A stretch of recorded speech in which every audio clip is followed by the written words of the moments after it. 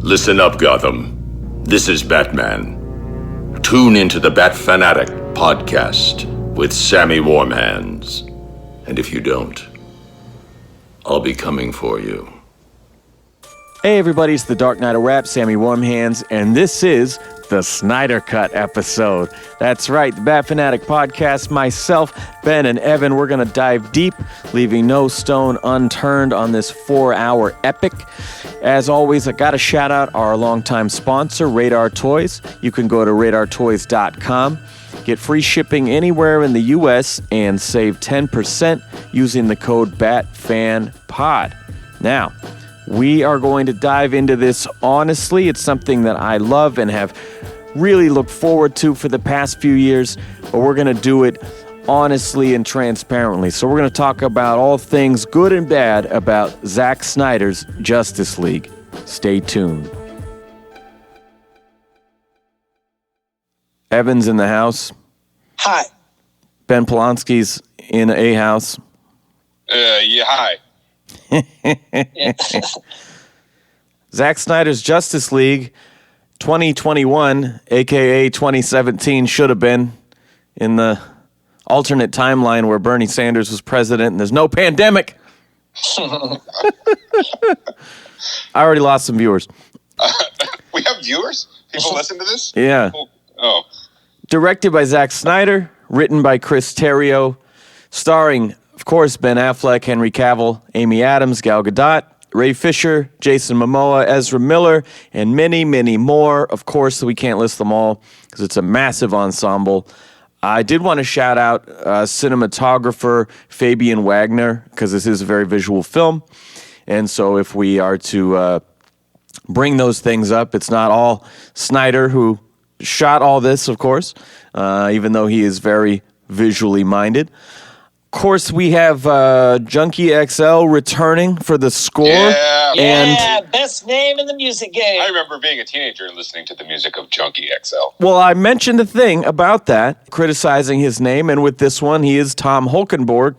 And as a person who is a Whartonby, it's not too far from a Hulkenberg, I get it, not wanting to use your stupid name.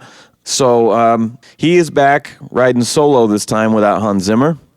And yeah, I have to begin this episode with a major spoiler alert. We talk very freely on this show, but we usually talk about old films, past releases. This is brand new, so if you're listening, you have either seen ZACK SNYDER'S Justice League or you do not care about ruining it for yourself because we are going to do what we always do. We're not going to hold back, all right? So just know that. Major spoiler alert for the last time. Pause this if you need to. Harry Potter spoilers, Lost spoilers. Star Trek. Ben's going to bring up 3 Jokers spoilers again. Yeah. Oh, yeah. I feel like saying for this movie, it's sort of fair to call this like the 2017 version, but it really is, as much as like probably a lot of these were ideas that Zack Snyder and the people involved wanted to execute the first time, this is also a reaction to the Joss Whedon version. There's no way you can tell me that this was the intended thing to go into movie theaters. Well, you 4 can years ago. Because You can say it. I don't believe you. there are public storyboards, long form interviews about this script, what the movie we'll never see actually was, and so I knew too many things going into this movie, and I was going to talk about that as well. In that. Yes, there are a couple of things that were added recently, and we'll get into that as it goes. But for the most part, what this is not what we would have seen in 2017 because they would have made him cut it down, just like we saw with BVS or something. But there would have been that ultimate edition or whatever of the long form. To me, it's as if they were saying my theatrical vision for this movie is. It's actually a 3-part 90s made-for-NBC TV movie in 4:3 aspect ratio. That's my cinematic vision with the movie theaters. Well, and actually, it's theaters that are, I would almost say, to blame for that because it's the Chris Nolan, I'm going to shoot this whole thing in IMAX, right? And look, so many people are not going to see it in an IMAX theater. And so, what they do, they're like, okay, well, we'll just present it normally for everyone else. But no, not for this movie. You know what? We're just going to make it that, like you said, 1997 fucking CRT screen shape for your flat screen. People don't have devices shaped this way anymore. I know. Who is this for? People have been really trying to sell everyone on this. Like all the diehard fans have really been like, look, guys, here's the 16:9 aspect ratio. Now here's the same shot in the 4:3 aspect ratio. And I was like, what you're doing doesn't even make sense because you're having to crop a thing to make it. It doesn't, there's a whole reason that those little advisories would show up before your film was seen on TBS that said, this film has been reformatted to fit your fucking screen, right? Yeah, because it's not the original vision. Yeah, they'd crop it off all weird. But the IMAX ratio is that weird boxy shape. And but so... IMAX, because when you watch a standard movie aspect ratio, even on our modern TVs that are 16:9, they have black bars at the top and the bottom because it's still wider. Yeah. And then IMAX is closer to our actual home TV things, where it's 16:9. It's not like 2.3 to 1 or something. But I think the biggest reason for the aspect ratio thing was one, maybe somebody or Zack Snyder or somebody else was like, well, it's going to be on TV, so let's make it look like TV. But two, just to visually differentiate it from the other version. So it's that much more different. So you think of it differently and you see it differently. Because you cannot tell me that serves any purpose other than just making it look different. Yeah, to me, that is one of the few things that the people who were just going to hate this movie going into it, right? One of the few things that I believe they will bring up every time legitimately. I think that it's a wrong move. Again, like you mentioned, no one is going to consume this on something that's made for that. And therefore, yes, you are getting more of the frame, right? You're getting more of the background or whatever, but you're getting less of the characters' facial expressions and their eyes and all that shit because you're just adding crap that we don't need. I don't need to see more of the building in the background. I need to see the actor's face. Is that what was done? They added to the top and bottom rather than cutting off the sides? Yeah, they didn't cut the sides. Because I've compared shots to try to figure out what they did. There's on YouTube, you can watch people who took scenes from both movies and play them side by side. So yeah, I mean, they did have to crop it to some extent to fit it in the original format, right? But they are shooting with this in mind. They're shooting with not just IMAX theaters, but regular theaters and home viewing and Blu-ray in mind. Probably not some guy watching on his phone, but literally everything we have is designed for this. And so they are shooting with that in mind, knowing it's going to be formatted for that. I mean... Formatted for a rectangle, not a square. Exactly. And so, you already shot this with that in mind. I'm going, did you have to drop a whole bunch of money to then add, your CGI to the shit on the top that you didn't have to worry about? Or did you just make all that in the first place and then cut it off? It just brings so many dumb questions, and I don't want to talk about aspect ratio for 2 hours. It's just weird. You have to mention it, but we can move on. Yeah, it's stupid, and I don't like it. I didn't even mind. Yeah, it didn't bother me. I just don't understand why it was done. Same thing when watching The Lighthouse. If somebody did it intentionally, then I'm just going to honor their vision because that's what they intended. And so I just accepted it. Cool, there is some reason, even if the reason is beyond me or I don't currently know it, it's intentional. And therefore, I want to see it how they want me to see it. The end. Yeah, and I was going to watch the first time normal like they have it. But then with Apple TV, you can double click and it'll actually fill your screen. It's just like a setting, right? So I was like, you know what? I'm going to do that on the repeat viewing and see if it changes my perception here, right? They somehow disabled the feature because I was doing that watching Superman 2 on HBO Max just days ago. And that's when I was like, oh yeah, I forgot you could do this. I'll have to try this and compare viewings. So I'm like, man, they even blocked it. So no, you will watch it like this, you son of a bitch.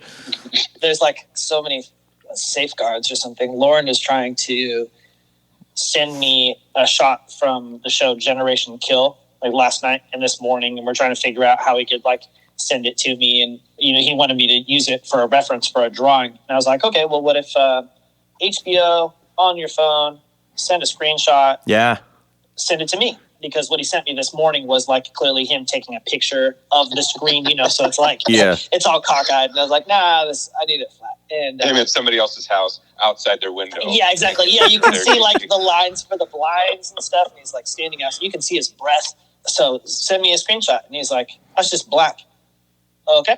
And so then we tried it on Amber's iPad after that. And same thing. It's like some sort of fail-safe against like screenshotting.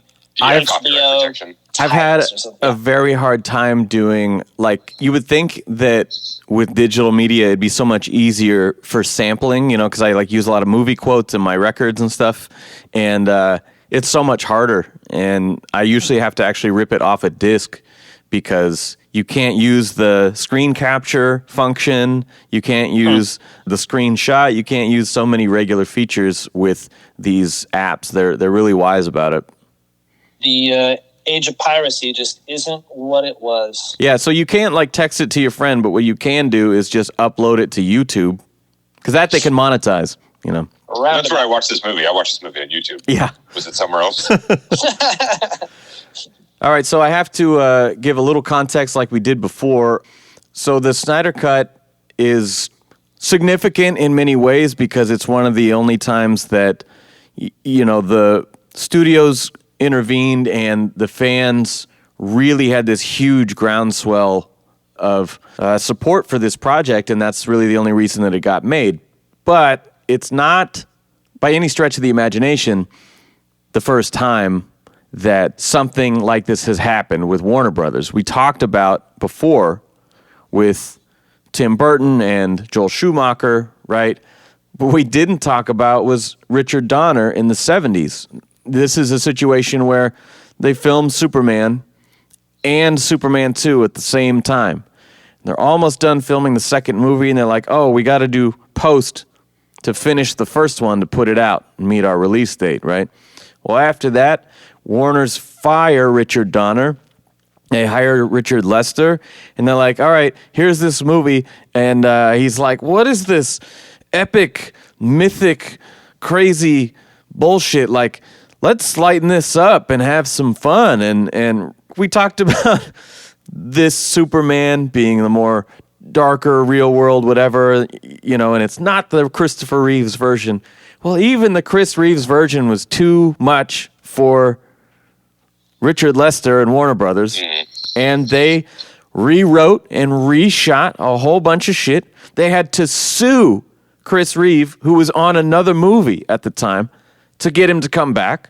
What kind of working attitude would that be like if you're only back to work because they sued you? Like, what kind of work is he putting in? I know. He through that process, he wound up getting more money and creative control if he was going to come back. So that happened. But again, you have this movie rewritten. You have to force your star to come back. John Williams quit the first day he met with the new director. I mean, it was just a total shit show. Oh, yeah, and Gene Hackman refused to come back and work with him for reshoots. And so there are shots of Gene Hackman that are from far away where it's played by a double, and they have an imitator doing his voice because he just wouldn't work with this new guy. And so very similar, man. I mean, this shit's been happening a long time, and the Donner cut didn't come out until 2006 because Superman Returns had to license Brando's image, and once they got through that legal hurdle, they're like, well, shit, now that we got Brando's likeness rights, then let's go back and get this thing finished. And why did they even get rid of that dude after having almost done 2 movies worth of stuff? I mean, that's the exact same question as Zack Snyder, It's just, I don't... It's like, why... Well, the Zack Snyder one I get, again, because without giving away what I think of this movie... We all know what you think of this movie. Maybe you don't. I don't know what you think. I don't know what you know what I think. How about that? But there's no way this would have been in theaters. So I can understand them going like, well, I don't know how we're going to release this. He's obviously having troubles with other things. So we need someone anyway to come in and tie it up. It has to be cut. It has to be condensed and shrunk. And then maybe we'll also turn it into a Marvel movie. We'll do like. Well, yeah. You know what? If this was just really more like the Avengers, hey, what is the guy who did the Avengers movies? What is he doing this week? Can we call him? Call Josh Wheaton up and we'll get... That I just had to mention. This movie has had many, many stages of whether it exists. The official story was there was a screening of this movie, just the green screen version, no VFX, and that Warner's were not happy. That was, prior to his daughter's death and everything, and they just weren't happy. It was too dark and whatever. Then everything happens, and he goes, and we get the version that we got. But people were still denying that it existed. There was the hashtag. He would post stuff online here and there, just like a little picture of like a black suit Superman, and like, whoa, that did happen. Or there were shots in the original trailers that weren't in the movie, And so like, yeah, see, it had to, it's got to be there. And then one day he posts a picture of the actual like film reels, and it was like 214 minutes. And we're like, holy shit, it's real. So then it really takes off, and, we have the official announcement from HBO Max last year. This is kind of on the heels of Affleck and Gal starting to tweet it, the hashtag, and it's like, holy shit, they're doing it. Like, this might happen, guys. We get a little bit more at DC Fandom last year. And right now, it's like promo bukkake.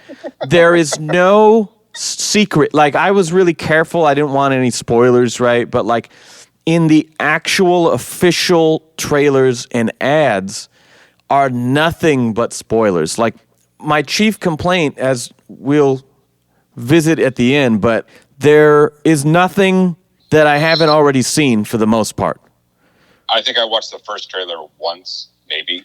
So I didn't have any of those issues because... And that's fantastic, because if you are a fan who's been following this and anticipating it, as it's getting closer to being real, it's exciting. Like, oh shit, like I can't believe, wow, I never seen this before. Wow, they're doing that? Holy shit. And so they're giving you these little things, but you're thinking like, dude, it's a 4-hour epic. There's going to be so much we haven't seen. But no, it was like you said with the nightmare sequence in BVS. I mean, very much trailer bait. They really wanted to fill seats. They had that, well, if you didn't see the other ads, there was an ad of Jared Leto recently, just a clip of him. And they used an ad lib that's not even in the movie, where he says, we live in a society where honor is a distant memory or something like that. But yes, he paused. We live in a desert, a deserted desert. Very specific place. And he's like, we live in a society, dramatic pause. And then everyone is fucking going crazy. It goes viral. It's all this shit. And I watched the movie and I was like, you should have surprised me with that. Yeah, that stuff blows because I did see articles hinting at stuff like that. And I was just like, nope. But whether it's that or, though it's not like a super spoiler, but you have Batman's like Dark Knight Returns tank and stuff. Like these are from the last minutes of the movie. Like, why the fuck would you do that? Like, if you want to give me like little bitty bits or something, then cool, do it from some earlier scene and still leave me something to discover. But I have to. I don't know what Ben's reason for doing it, and I don't know that mine was necessarily intentional, but because that's like the culture now. I do want to be excited for stuff when it's coming up. Yeah. And I do like some of the hype train, but I don't trust people to not spoil stuff. And then I don't trust companies to not spoil stuff either anymore because people, it's like the way porn has affected us or something. And so we can't get like, go on. Well, yeah. So like, because people can't be turned on unless it looks or sounds like this, and it creates unrealistic stuff. And that's how I feel about this kind of like, I don't know what's the chicken or the egg or something, but now the companies and the people are in the same like kind people of arms are not race. going to go watch your movie unless you show them all the coolest stuff in the trailer, and it better be freaking cool. It better not be people talking, and it better not be boring. And no one's going to get an HBO Max subscription. Yeah. When it comes to like the way that people use social media and Twitter and stuff, like I don't know why it's cool to be one of like a whole bunch of people who are all spoiling shit for people. Yeah. But people love to be like, oh, did you try the new flavor of LaCroix? It just came out or something. They want to be talking about the current thing right now in like a content generation, like staying relevant, staying hyped kind of thing or something. And so people really just rush to talk about shit and spoil it for people. I mean, to be fair, we're here talking about Batman, a thing we didn't create. So, but I will say, I mean, that is for a huge chunk of social media and just like culture in general, especially now where it's so intertwined with selling stuff and products, where it's like that is your personality, is like your relationship to a product. So if you're the person like, I got a special screening of Justice League and I'm going to tell you all about it. And here's this. Oh, when I called up Zach and he told me like this, all it's just. Those are all the people I follow and watch. To your point, though, Evan, it kind of reminded me of, I mentioned on the Dark Knight episode that like there was so much excitement for that movie that I watched every trailer and I watched them so many times. And then when the movie came out and I'm at the premiere and I'm going, that's a different line reading. That's weird. You know, like I've seen it too fucking much. And of course I did the same thing with this one.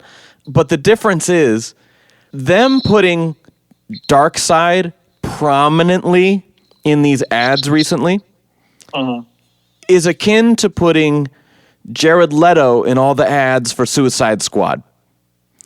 This is a dude who was barely in the movie. It was a cameo appearance, really. And they leaned hard on him in the marketing. And so I knew they were still using Steppenwolf. And I love what they did with the whole hierarchy there and establishing some motivations and stuff. But making entire ads that are Darkseid shit and showing us the big apocalypse reveal from the end, and you're like, oh my God, we're going to apocalypse, right? This is going to be nuts. And then it's like, no, not really. You get to look through a boom tube at it. It's exactly what we heard it was 4 years ago. I'm going to give you the key to a better life. The key is, if you watch a trailer for something and it looks cool and you want to see it, that's great. Don't watch that trailer again. Yeah. Don't watch any trailers again. You're going to watch it. Then after you watch the thing, if you love it, then you go home, or since nobody leaves home anyway now, but after you watch the thing, then you watch the trailer again. Yeah. Because it's like the sizzle reel of the thing you just watched. It's the equivalent of talking to somebody about this thing you liked a lot. So save that for after the movie. I do that too. Avoid all that stuff beforehand. I do that too. I'll watch them afterward, or like last night, you know, I watched it for the third time, and you guys are like, damn, that's 12 hours of your life this week or whatever. And I was like, they're not going to like this. But as soon as it was over, I went to YouTube to see what more shit I could find. And like the Bat Force guys had just dropped their review, and I was like, 2 hours, I'll just watch a little bit. And I watched the whole thing. Oh my gosh. I got to watch the movie again to see what they're talking about. And so I was like, yeah, it's actually 6 hours last night. But anyway, that's enough on the context of this movie. The last thing I'll say on it is that the R rating, you know, this is a slow burn. I like that about it. I'm not sure the R was necessary in the way it was for like Birds of Prey, where they went for a hard R comedy, where all the violence is bloody, everyone has broken bones, lots of fucks and shits and that kind of humor.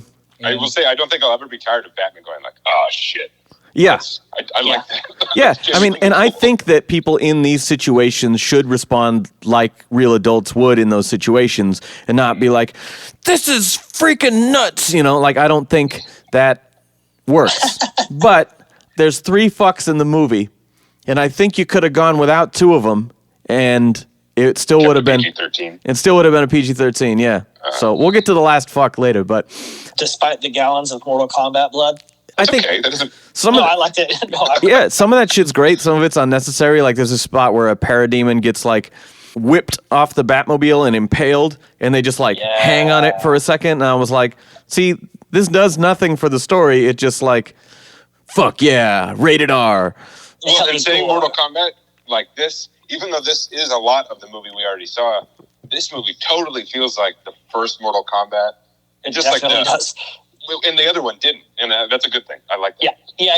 No complaints, but that was my real comparison, because I haven't played those games in forever, but the more I've seen the trailers and stuff for like the new characters for the new ones, and especially since its graphics far more resemble current movie graphics than like past stuff does, and the blood just looks like the animated version of just like chucking buckets all over the place. Everything is like blue, and not even it like, you know, Tarantino would be like, or like a Japanese blood shower fountain. Yeah. But this just looks like football Gatorade buckets of blood. It was Batman or somebody knocked a parademon into a wall. And like after he fell out the wall, there's just a big splatter of blood on the wall, like right when he hit it. I mean, I like when Steppenwolf throws the Atlantean at that big ass rock on the shore. Yeah. That's what I'm thinking. That would crack your head. Yeah, that would bleed. It's kind of like the ultimate edition of the warehouse scene. They hadn't cut out the blood on the wall when he's throwing people and hitting them with giant crates and shit. Like, yeah, show me something realistic for sure. But then there are also parts where just like, check it out, guys. 4-3 ratio. The tallest blood amount. Parademon blood fountain. Tallest blood around. One thing I didn't notice that I will credit the Bat Force folks for pointing out is that we open with the BVS flashback, and that is the exact thing that he did so well with BVS was we had the Man of Steel climax from a different perspective. And I didn't actually appreciate that, oh yeah, he did that again, where we're continuing the story from the previous movie. We're going to show you from other characters' perspectives. You know, we see the ripple go out from Superman's death. Just a much better intro in general. It's not sappy. It doesn't have the stupid, like, buddy comedy intro. But then even after that, well, I'm not even talking about the mustache because that's a crime against humanity. Forget about that bad boy. That little scene was terrible and was like the beginning of like, this has been a crazy summer kind of thing. But then the whole musical montage funeral stuff was also stupid. So this was a much better introduction to the story and these characters. I like this intro. I thought that effect of the super slow-mo of his scream was really neat. Yeah, and seeing how it awakens the mother boxes. Because in the other one, you know, at the end of BVS, we break the show don't tell rule, and Lex just kind of says, like, you know, he's heard it. The bell cannot be unrung. You know, and the casual fans like me who only read shit that happens in Gotham City are like, I don't know what that means, but we'll see. Who's he? What's going on? What's a bell? Yeah, and so much different right from the beginning. We go into Lois and Martha both on hard times. You know, Martha's losing the farm. We get her visiting the grave the last time. You know, it's much more somber. We get Lois going to her daily grieving at the memorial. You know, the first viewing was really hard because I've seen the other ones so many times that I was constantly, I had this like juxtaposition in my head of what I was used to versus what I was looking at, you know. And so like they start playing the song while she's at the Superman memorial. And I was like, oh, man, I really missed that Leonard Cohen cover, though. I like that song. And, you know, certain things would happen. And I'd be like, well, God, isn't this scene the same? And then it would play out without anything stupid happening. I'm like, oh, no, it's not, you know. And so in my head, I was constantly comparing it and shit. And I think a great example is the first Bruce Wayne scene where he goes to find Arthur. And so much of that just plays out like normal, but then there's no jokes. There's no wall painting. That's what I was going to say. And I watched it a few times because, again, the first time I was just like so much comparison in my head and trying to figure out what's new, you know. So I needed to kind of just put that out of my head. The more I watched it, the more I was like, oh, I see what they did, because Warner's gave them the 2-hour mandate, and they're like, okay, where can we cut, right? Well, there's 4 minutes of this Norwegian woman singing. We could probably cut that down a little bit. Oh, she's going to sniff a sweater. Let me finish my thought. Right here. That's my note. Then we'll get into that. Finish your thought for me. Finish your thought. Okay. So you have this scene later where Gal goes to investigate the warning flame, right? And she goes through this sort of Indiana Jones torchlit style scene. Oh, yeah. And she finds all the hieroglyphs and stuff, telling the backstory. And that explains how she knows what the fuck she's telling Bruce in a little bit. And that's great. But they're looking at this runtime going, well, what can we cut? Well, here's a whole scene where there's no other characters, and it's really slow build. Like, let's just remove that. We'll put some hieroglyphs in the Aquaman scene, and done, right? And so some of the shit that they got wrong, I'm looking at and going, Well, this is just them having to force all this story into the shorter runtime, and so they're just having to make a movie that you can watch in a movie theater. Yeah, they're just having to make idea, I think, these concessions. And so, and it's worth mentioning that this version we're seeing is only like the 4-hour epic because Zach refused payment in exchange for complete creative control. Like, that's cool. Like, I will do whatever I want, and you will not pay me, and that's the deal. It's like, cool, go ahead. So that's what's cool about it. As we've talked about, too, like, reviewing the thing we have and not reviewing a different thing or what we thought it could have been or should have been. Like how I made fun of Batman versus Superman because it's too long and it's kind of boring. This is okay. This is all right. You can't get away from mentioning the fact that this could not have been in theaters, and I think that was the original idea. But if this is like the new push for this kind of stuff, or the movies or media he wants to make, it's going to be really long, and you watch it on a streaming service and you can split it up, that's fine. That's totally okay. But you could not have watched this in a movie theater, which seems like that was the business proposition at the beginning of it. Yeah, it was like HBO Max is willing to give him the freedom that Warner's aren't, you know? Because no one's going to sit in a movie theater for 4 hours. I mean, that's reasonable. That's reasonable to I will. I really hope that I'm going to get my vaccination, and then they're going to be like, now in theaters. I'm like, yes. Because that's one thing I really didn't get from this was the big sound and you know, especially if it's cropped, I need a bigger screen. And yeah, like, I don't know. I would love that. I really liked the Bruce traversing the mountains. Yes. Felt like a lot like a Lord of the Rings fly over Middle Earth journey scene. So I like that montage a lot. Well, and a little like Batman Begins. Yeah. The mountains of Himalayas or Nepal or something. Because they're like, how did he get here? No choppers can land. And they're like, they say he climbed the mountain. I'm like, no shit. Wearing just a scarf. Incredible. And he has I didn't notice this before, but I'm pretty sure they're the nightmare goggles is what he's wearing on horseback. Oh, that's funny. They're multi-purpose. I like how he pulls the money out on him while he's being held up against the wall. I think that's funny. Yeah. Like he knows that's, you know, he like goaded him into action. So he knows that's Arthur. Like, here's your money. And I was pleased that I really didn't like at the end of their conversation how he does like some like backwards belly flop into the water. I was very pleased to find that was not in this because it really bothered me. They just took that whole thing and played it straight, and I like it. And the first sign of trouble for me, because I knew he had complete, full creative control, right? And I'm a fan of Watchmen, for example. My only issue with that movie is the pacing. And when they start singing, I'm like, this is weird. And then Bruce exits the scene, and the scene doesn't end. And I'm like, well, what's happening now? And then there's a close-up on the where am I? Icelandic singer girl. The sweater. And I was like, is this a music video? Like, is this... No, this is a musical. Oh, it's a musical. I didn't know, you know, and it keeps going, and it keeps going, and it keeps going for a solid minute after Bruce is out of the screen, and then they never mention it again. I was starting to go, oh no, is this going to be like full of shit like this? And thank God it wasn't, because that is the scene I hated the most. It's not full of shit like that, but that's my biggest complaint about the movie, and a complaint that comes back, and that was the first... Like with you, that was the first sign of it, where that idea of playing that scene straight, having it be darker, leaning into the whole, like, he's like our mythic savior of our little village and we love him and we sing songs about him or whatever, that's cool. Yeah. Having all these women like lament and sing the song, that's cool too. But it's excessive.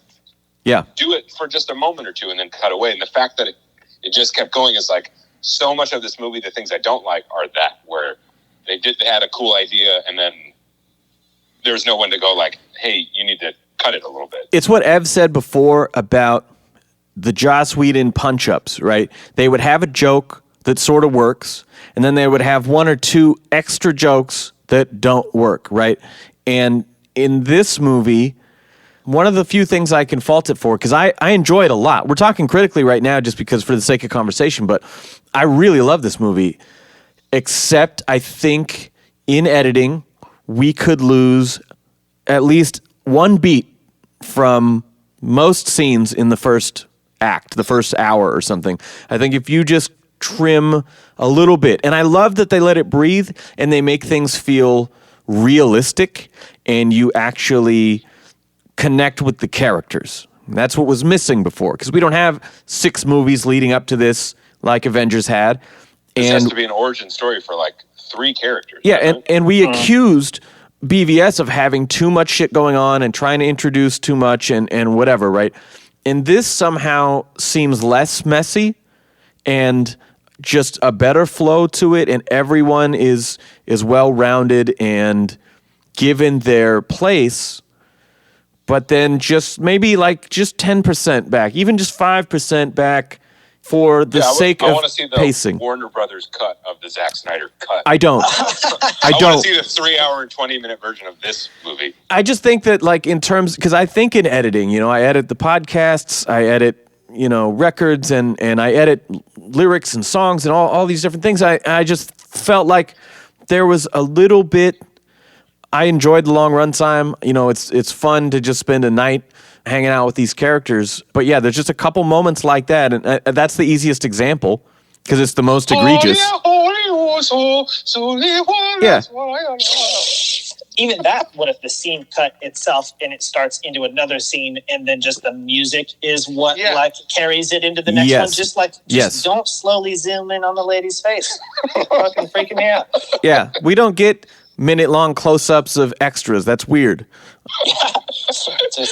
This movie isn't trying to be an art film, despite the fact that it's really visual. Yeah. So don't give me the sweater sniffer, because like that's something that you would see in an artistic movie where it's just like the shot. What does that mean? So long. Yeah. What does that represent? Symbolism? There is none. What you don't see is her other hand sliding. Jason Momoa is hot and he's huge and he gives them food, and so all the ladies are into him. That's the significance. That's the symbolism. It's like trading spouses on Chappelle's show when the white guy is like digging around in the underwear or in the laundry or something, and he pulls up that bra and sniffs it, and he's like, titty residue. Yes, that's the women of this village. Yeah. All right. The honest trailer bait moment aside, because they're going to make fun of that. Alfred picks him up from the airport. This is a fully new scene we haven't seen before. And it's one of a few times, I believe, where Bruce has to be like, okay, I found him. They're like, oh, shit, he's joining the team. Like, no, but I found him. They take the Wonder Woman terrorist scene and really dial that up and make it more realistic. It just felt darker. Yeah. Which is good in this instance. I mean, it fits. This movie is much more tonally consistent than the other one, which works in its favor. Well, in the other one, they made these guys somehow feel like cartoony villains. And like the Wonder Woman from the Wonder Woman movie, some of that. More lighthearted. Yeah, and in this, they seem like real terrorists, not fucking around. And I love the shot where she throws the bomb and they linger on it for a second and then they cut wide and you see her body like extended from the throw but slightly falling as it's ascending and like, I don't know. I thought that was just beautifully done. There's a little bit of the whole like uncanny valley when she's throwing their bodies around. But like I said, one of my favorite moments in the first one was stopping the machine gun bullets and all that. So, they do that, but they dial up the terror with the people's screams, and then they give her that really satisfying moment afterward. And this is where lingering a beat really works, that she then consoles the people. And are you okay? Are you okay? Are you okay? Oh, you're not okay. Hey, what's going on? And she's like, can I be like you? And it's like, you can be anything you want. And you're giving me that face, but that's that Gal Gadot shit that I fucking love. Like, that makes me misty. I'm going to say that her acting in that scene is good. It's pretty good. And I like what they added. But that line was like the girl power montage lineup from the end of Endgame, where it was just too much of like, can I be like you? You can be anything you want. Girls can be anything they want. Don't let anyone fuck you. That shot in Endgame was badass. These are superhero movies. They're pandering. That's what they are. Just roll it back a little bit. Nah, I love it. I'm all for that. You're only complaining about the amount of lines. Like, eventually it's redundant. It could just be like, of course, you can be anything that you want to be. Cut. But you're just complaining like, it's just a little bit too much. I thought it was nice because you have those other parts where it talks about her specifically being a symbol, like in the world of man, but especially for women. I thought that it was nice, but eventually you can get into this, like, don't let no man tell you what to do, like, blah, blah, like, okay, just shut up, just say it. This is a better version. The girl is frightened because they were just almost shot to death and blown up, so everyone should be scared and frightened, and the girl's like, can I be strong like you? And she's like, you are strong.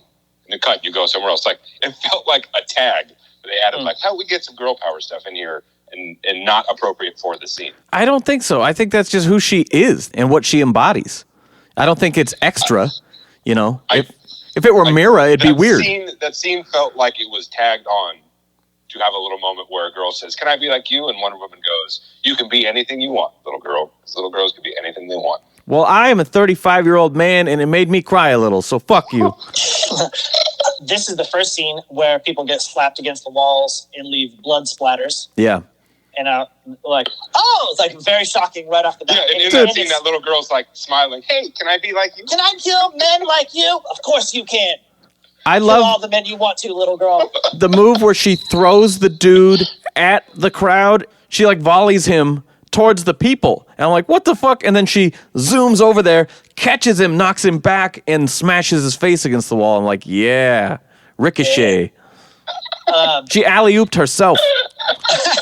And I thought it was funny. I'm pretty sure it's the same in the other one anyways. I don't know why I didn't notice it. The van pulls up in front of the spot. Yeah. The guy in the hat with the briefcase comes out first, but then immediately the other guys come out of the van also. They're all in the same vehicle.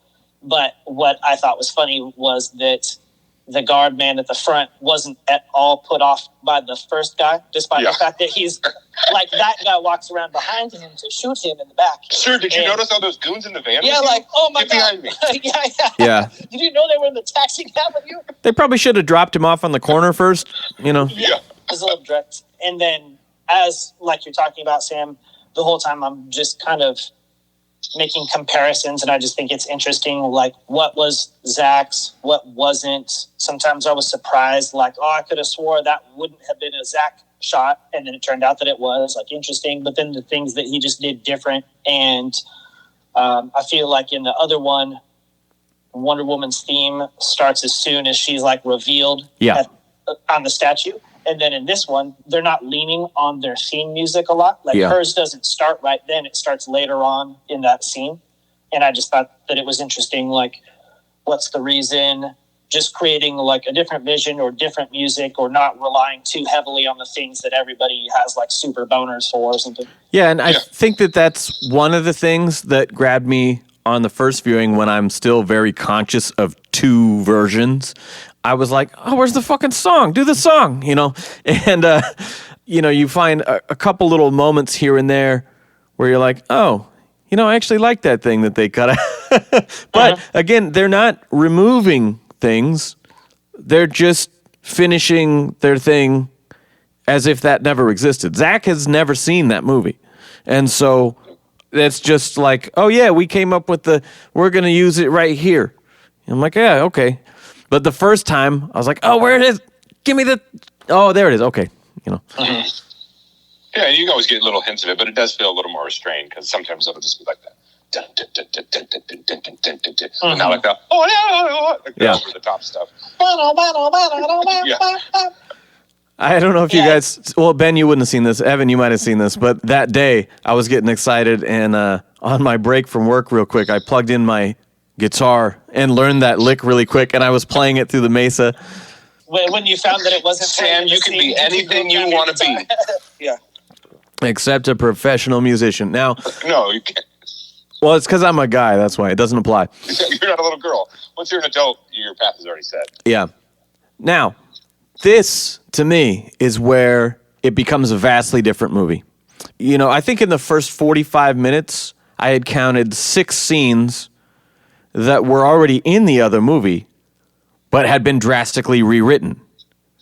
And the Amazons is where you start to really feel the Zack Snyder epic happening.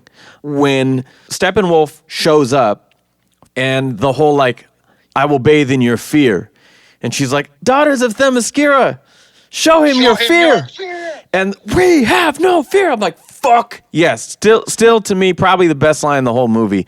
And shit just goes off at that point. And Ev's complaint in the last one of like, well, why do those people sacrifice themselves and get sealed in there and crushed to death if he just walks right out the wall? Like, yeah, clearly different movie here because they crush that shit and the whole thing falls off the fucking side. They let the mother box go, like, get this away, and the queen has this private grieving moment, and it's just everything is different right out of the gate. Same result, but the fact that he like cut through the pyramid like Swiss cheese, yeah, it wasn't as good to me as it falling into the cliff. It delayed it longer, and you had a nicer moment out of it, but I thought that he just escaped too easily in the past one. That made their sacrifice seem less significant. Yeah. Like tanking the whole temple and dropping off a cliff into the ocean, you can believe that maybe they thought that would do something, slow him down or hurt him or something, much more than just locking him in a building. Yeah. So that felt like, that was probably the original intention. But this is another one where it kind of, to me, feels more like a reaction to criticism, whether he saw the first version or not, or whether he heard about it or whatever. Having one of the Amazons go like, please seal it for us, to make it less like she just let them all get crushed by the thing. I'm going to go run. She sacrificed him. Yeah, it's more like they wanted her to honor her sacrifice, so she did it. I mean, these are warrior women. I have no issue in either film about their sacrifices because that's their mentality, is that they... Neither do I, but I feel like that line of dialogue was added to placate people who criticized it. They're like, it just killed all those people just so we could cut through the side of the building. Like, what was the point of that?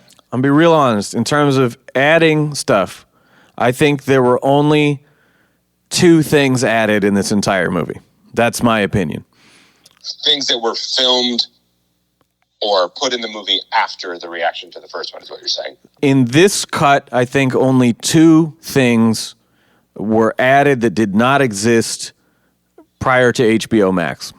I'll put it that way. What are they? Well, we haven't arrived at them yet, but that's my setup. All right. Before this, I loved getting more Bruce and Alfred time. Oh, yeah. Like, I always kind of felt like, this Alfred is sort of cool, but the more he talked, the more I liked them. So the more they had scenes together, the more I liked it. And there's just a scene where they're like flying the plane. I think it's at like the beginning of part 2. And I just thought, like, Bruce is so ballin' that he doesn't even have a private jet. He has like his own private passenger plane because they're flying in like the biggest plane that money can buy. Yeah. And there's like 2 people, and maybe somebody's flying it. I have no idea. Well, and that was another scene that was just ground up, reshot for the other one, because Bruce is way more of a human, 3-dimensional person in this, and not someone who's like on the warpath, and I love that. And especially their relationship was given much, much more space in this. I think that Michael Caine's Alfred is like a witty smartass. Yeah. And this one seems like kind of a jerk smartass. It's very but I like dry. That Alfred really gets to be the only person who gets to talk down to him. Well, yeah, it's like later when the team first shows up at the Batcave, and he's like, hey, everybody, this is Alfred. I work for him. Yeah.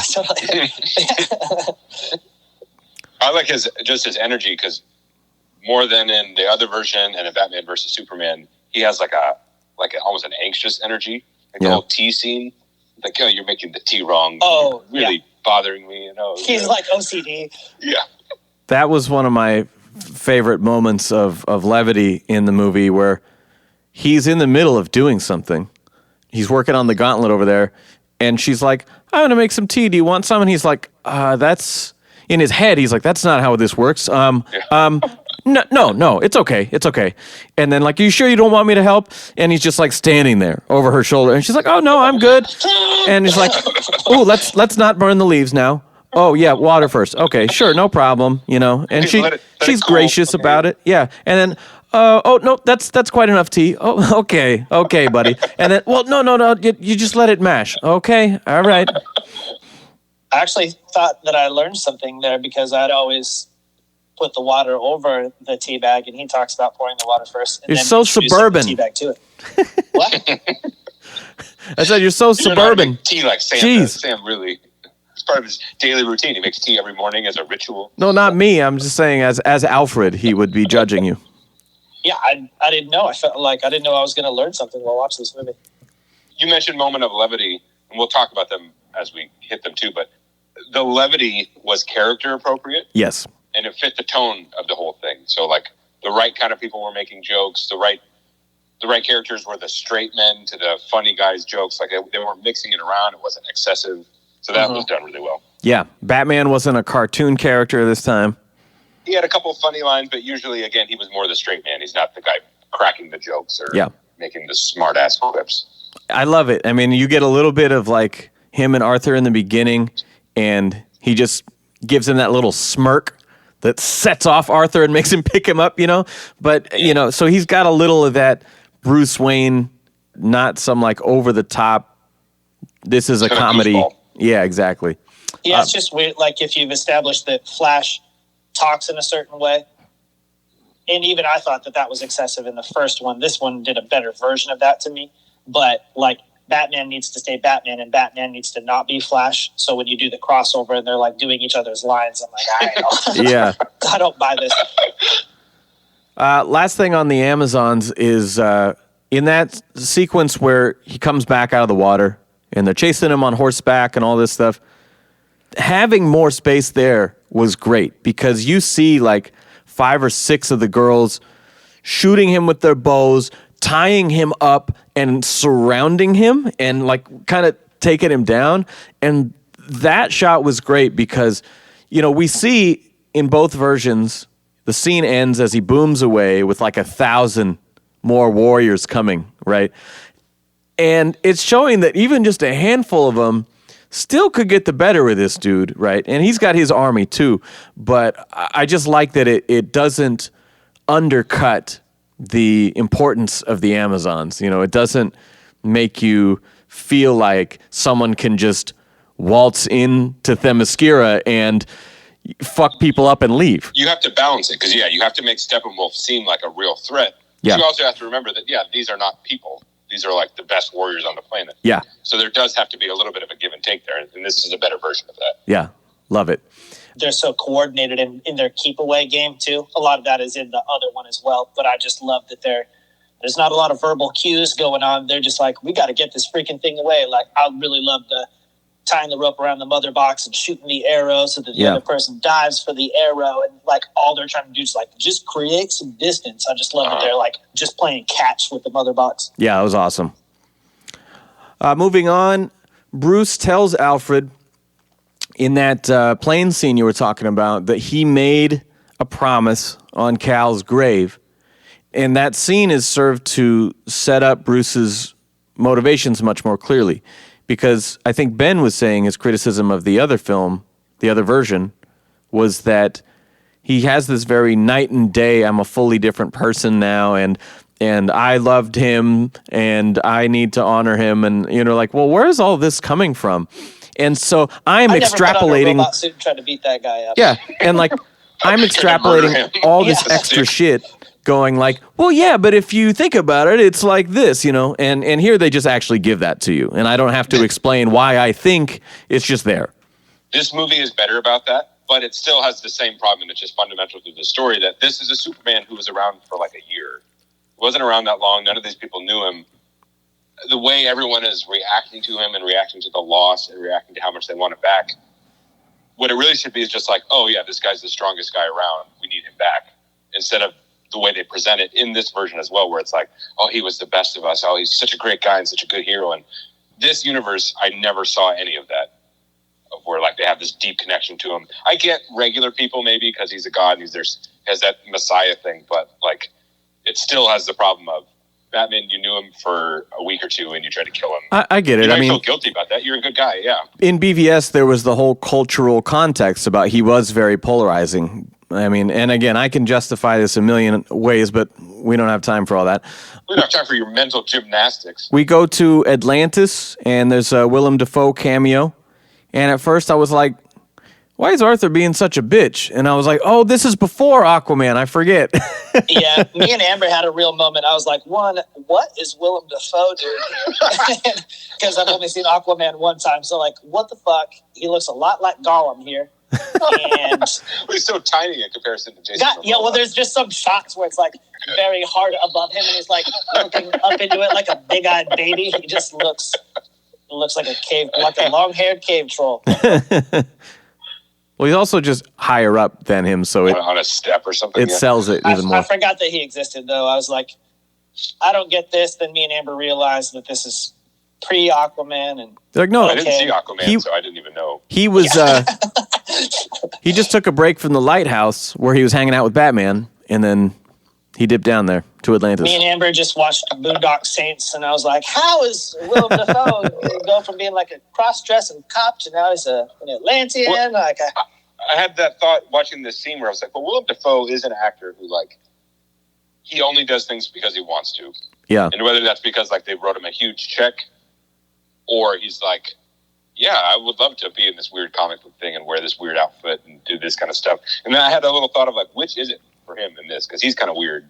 Mm-hmm. So was he like, I'm just doing this to buy another house? Or was he like, yeah, I dig wearing these clothes. This is really cool. Yeah, super dope. Well, I mean, Aquaman was pretty revered at the time. And, you know, you've got, like, Nicole Kidman and some pretty high caliber actors in that movie. And you know, it's still an Aquaman movie, so, I mean, the things that happen are kind of dumb, but it's really, really well made, and, you know, it's a great cast. I think it's before this scene, Aquaman rescues the man on the ocean, and his boat's getting capsized or whatever. Yeah. And then he goes to leave, and there's no Icky Thump playing, and I was like, that's kind of a shame. It's a different song. But I knew you would not like that.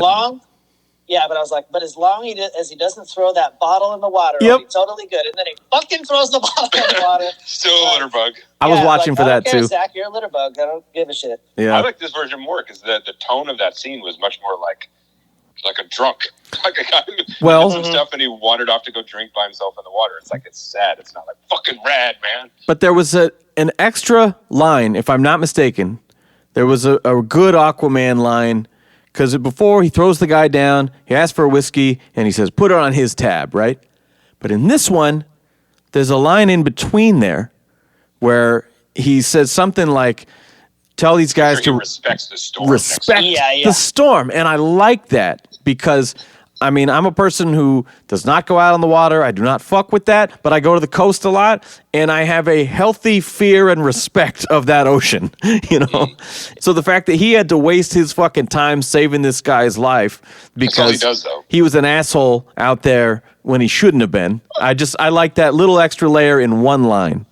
When I saw that, I couldn't remember if that was in the other one or not. I was like, that was nice. Did he say that before? I don't remember. I don't think so. I don't think you did either.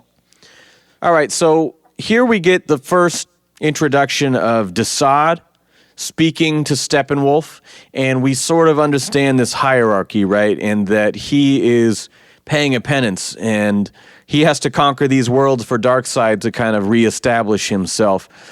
You know, if you're in middle management, he's on a performance plan, let's say. So we're understanding his motivations, his background a little more, other than someone who just like comes to Earth to fuck shit up and conquer, you know. Because that's his thing. It's just mean.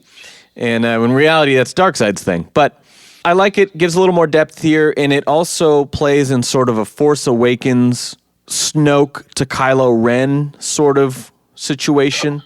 Before that all was revealed to be pointless, yes. And like he can't even talk to Darkseid directly. He has to talk to his fucking Bob the Goon first. I'm with you. I like it. It gives it more context, and it's just kind of neat to hint at things that we don't see. But this becomes another thing, like I complained about before, where another moment of like, you had a cool thing, and then you went too far with it. But at this point, they're not too far. Introducing Desaad, you know, there's somebody above this who's more dangerous, who this guy is the big baddie. He's below him, and he serves him, so you know this guy's dangerous. And we're not going to explain who Desaad is. We're not going to explain any of this stuff, because just soak it up. That's cool. I like that. Yeah, I mean, it's a little bit of mysterious, like, okay, what's going on? And then also it just puts Steppenwolf in his place because we've established him as a threat. And also Superman is going to fuck this dude up in the end. And we saw it in the first one, too. Like, well, he's got to go save the Russians or this fight's going to be over in 10 seconds, right? And in this one, he just does fuck him up really quickly, right? And so for the League, remember this is supposed to be part of a series, the first Justice League, you got to establish that there is bigger, meaner motherfuckers up the food chain. And little elements like that are, but to jump ahead to when this becomes stupid is introducing the anti-life equation. We've already established that there's a guy who's more dangerous. We don't know what his motivations are. That's more interesting. That's more ominous than there's an anti-life equation. It's on this place. This movie's 4 hours long. I don't care. I could see that, but I don't think so because what they're doing is establishing Darkseid's investment and like why he would care enough to then come back next time. That's stupid. Darkseid cares enough because Superman's there and he wants to kick Superman's ass to put him in his place for fucking up his lackey. That's why he cares. Fair enough, but I mean, we've complimented... Sam, remember, this movie's 4 hours long. We don't need all that stuff. That does not bother me, but... It doesn't bother me either, but we don't need this extra stuff. We have complimented, though, the ability to develop every character and their motivations. So the fact that they even give this cameo bad guy his reasoning for coming back and what he's actually after, that's the same thing that they are doing well in all these other characters. Why shouldn't he, the biggest, baddest guy, get the same development? Because he's not the bad guy of this movie. Steppenwolf is the bad guy of this movie. Okay. It's enough to establish that he exists and that he has some kind of ulterior motives and he's stronger than the person we're facing here. That's enough. Okay. That's enough. I thought that it was cool that Darkseid was around, but like how he's in the whole ancient history battle of the past montage, I thought that it was cool that it was him, only it kind of did a thing that bums me out sometimes where I know that you have, or what I perceive to be like these apocalypse level, like egomaniac demigods. And I picture that they like talk a lot, not that they're grunting things, but they probably just want to prattle like all the time and talk about how stupid we are and how weak we are. And so for him to not do very much talking at all didn't seem very in character to me. So it for just him kind to of get beat in a flashback. Yeah, it made him He's not seem even like the a villain of goon. this movie. Yeah. And then you'd think that a dude that was that smart or would be that taken aback by defeat would remember the one place that he left the boxes or that he left this equation. Like you think you think that. You do. I wouldn't think that man would rest at all. You think maybe he'd write a note or put a little computer. But somehow they remember that punched place. the memory out of his brain or something, and he can't remember the one planet where he was defeated. Also, and it also has the equation. Also the planet. Yeah. Also the other two things that you want. I'll give you that for sure. I thought the same thing, but. Oh! To Ben's point, though, about him getting beat in the flashback, what I thought was that it shows how this team of 6 needs to accomplish what they used to have 6,000 people in these aligned armies to accomplish the first time. All tribes were together to fight this guy, right? And now Steppenwolf says they are fractured. They can be taken, like they're divided.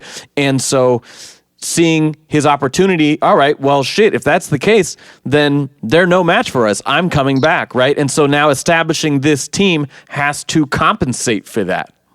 I still think that should be Steppenwolf they fight in the flashback and have him be... I mean, because if you're going into deeper stuff, like Zeus and those gods are more powerful than Superman and those people. But this movie doesn't tell you any of that, doesn't explain any of that. You wouldn't know that unless you were deep in those comics.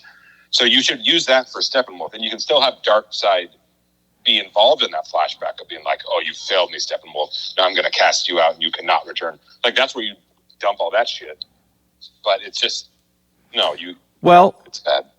So we didn't I like get what you're saying, and they do that, and that's good. Use that for Steppenwolf, not Darkseid. So we didn't like the extended flashback sequence where they put Darkseid in there? You wouldn't have done that. You don't like it. I like Ben's version better where it's like Steppenwolf is back because he needs to make up for his disgrace. Because they talk about him coming back into his good graces. Yeah. But otherwise they don't talk about why he's not in his good graces. Like, if that's you the have a whole case, scene that can do that for you. You can leave that scene exactly the same because it's a cool scene. It's a fun action scene, great effects. Then you don't have to talk about why Darkseid didn't remember. No. He's supposed to be the biggest, baddest villain in the next movie, and we already saw him get his ass kicked, so I'm not that scared of him. Somehow Wonder Woman jumps down into the catacombs and doesn't break the heels on her high-heeled shoes. I saw that. When I watched it the second time, it was with Ange for her first time, and I was like, yo, her heel game is like on another level in this scene. Watch. And she laughs because she thought I was like, I don't know, looks hot in those shoes or something. I was like, no. Wait. I was like, watch when she jumps down there. And not only does she just land perfectly, but then just walks down these like jagged stone stairs really gracefully. And I was like, see, that's skill right there. Behold the structural integrity and the poise. Incredible. So it's sort of all lumped together. The Steppenwolf and Desaad, Gal explaining what she found in this hieroglyph scene that narrates the flashback with greater detail and more violence and more epic awesomeness.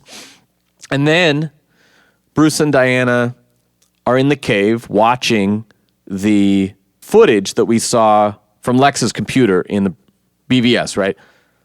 I like this. And we had talked about, like, bringing in Wonder Woman and Batman is plenty. Let's save a little for the next movie. I thought it'd be great if they had just showed those little icons. He looks at hers, and then the others, like, are just, we didn't get to see those yet. And now we see them watching those in this. I thought they did it better in this. I thought it made more sense because they're out there together trying to find them. You know, she's like, all right, you go after Barry, I'll go after number 4. He's the cyborg, you know. I don't know. I just thought that scene was a better version of what we saw before. Yeah, and that's the problem that both Batman vs. Superman and this movie have, is trying to be an origin story for so many characters that it's clumsy and messy. But this, as you say, this is the better version of that. And I also just like any kind of Batman, Wonder Woman, romantic tension, romance scene. I will always be on board for that. You like the hand on the mouse? I don't even remember that. Was it like an awkward, like where he accidentally touched her? Yeah, they touch hands. Yeah. I don't remember that, but I liked it, yeah. I would like it. Well, you better watch it all again. Here is where we're introduced to Barry, and he has the rescue Iris scene, which is entertaining, and it's something the fans were like, well, why wasn't this... It was in the first fucking trailer. Where was this shit? You know, that was part of the thing that drove this whole shit. Like, we saw young Victor Stone on the football field. Like, where's his backstory? You know, and so when we finally see this, I think it's a good scene, and I like Barry being frustrated by the slow old lady because he's so fast and just like, nickel, penny, dime, come on, lady. You know, it's like, so she's 100 years old. It's the final moments of her life. Jesus Christ, you know. I like that. Beautifully shot sequence. It's somber. I like the tone of it. Ties into nothing, though. And that's one of the only things that I think was actually okay that they cut, because they never establish her name. They don't revisit her later. So she could have really been anyone, and just assigning her the name, it's just an Easter egg. She was Iris. I thought it was just a girl that he's like, oh yeah, she's cute. No. I will save her. Yeah, she was cast as that, but they just don't develop it. And so, as much as I love the Quicksilver hot dog grab, and then like, oh yeah, you always got to bring meats when you're out with dogs. It calms them. You don't know what's going to happen. Like, I love that whole gag. I love the visuals. But because it doesn't ever come back and they don't build on it, I feel like that's one of the only scenes that was rightfully cut. Well, it's because this movie has to be a Flash origin story. So this movie, to do that, does need a scene like that, where he, on his own, separate from the main conflict, we see him do some kind of heroic thing using his special abilities.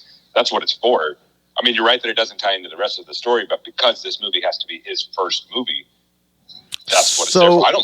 Again, I didn't dislike the scene. I liked the scene. I was just thinking in terms of like, well, what they had to do, the other version. It's like, well, this doesn't really add up to anything. They still give you the heart-to-heart with his dad, and no stupid glasses gag, and more dialogue, and they're building on the situation that he's in, right? I thought that was really well done. But I guess you just got to see a superpower version before the team. Is that what you're saying? Yeah, you need an introduction to the character. And although the whole thing with Flash wanting to be like a crime lab guy to investigate his father's framing and all that, that's important to the character. I don't think that's important for the audience. It's important for the audience to see him do cool Flash stuff and save somebody. That's neat. Yeah, that's a better usage of time. I'm the opposite on that because, we see him have that heroic moment at the end that saves the day. But in the epilogue of both films, he goes back and visits his dad, and the important thing is not that I saved the world, right? The important thing is this little growth towards a step that actually means something to me and my family. It's character resolution, yeah. But no, the important thing was saving the world. That's this crime lab thing is whatever, who cares? But we talked about before, I like a Gotham City Batman story because the stakes are more personal and you feel that, whatever, and it's so much easier to just play up this big spectacle of, it's the end of the world, we're going to save the world, and like in the other movie they had the like, Steppenwolf's not talking about this, he's trying to burn down the world. And I was like, that is so stupid and I don't care. But in this one they give each character human stuff, that's what makes me care. Which is good in general, but I think the Victor Stone story is a much better version of that. For sure. Because all his parent stuff and his issues with his dad is intertwined in the story and the conflicts that happen, where the Barry Allen and his dad stuff is completely separate from it. It's important for the character of the Flash, but it's not important for this movie at all. Yeah, and I love Victor's section here where he is in trouble in school for hacking the grades of a classmate who, I believe, lost her home or something like that, Yeah. And she's like, my son helped this girl who went through this. What did you do to help her? And it's like, okay, this is cool. You're seeing sort of a righteous indignation, right? This is his role model and is totally backing him on doing some shit that's outside of the box, but to help people, There's all this stuff with Ray Fisher surrounding the production of this movie. But, I mean, what they added for his character, the Cyborg's character, is, I think, the best change in the movie. He went from being, in the previous one, just kind of like an asshole and annoyed and annoying and condescending to, while still being kind of gruff, none of that. He was like important to the team. He had, things that were important to him. He had a sense of idealism. He wasn't just like a dick to his dad because he saved him. There's just so much more to that character. The Silas Stone stuff that was cut from this movie is perhaps the biggest loss of the original one, I mean, I just rewatched the epilogue from the original with Lois Lane's narration, and there's a scene of like Cyborg and Silas at Star Labs, working together or something, and that just 3 seconds of you're supposed to feel good for them or whatever, but they had replaced Victor at his father's grave. Like this is such a heavier moment for the end of the film, and his motivations and his traumas are so much more prevalent than anybody else in this story. Yeah. The whole father-son relationship and what Silas brings to the actual plot of the film, not just that character, is significant.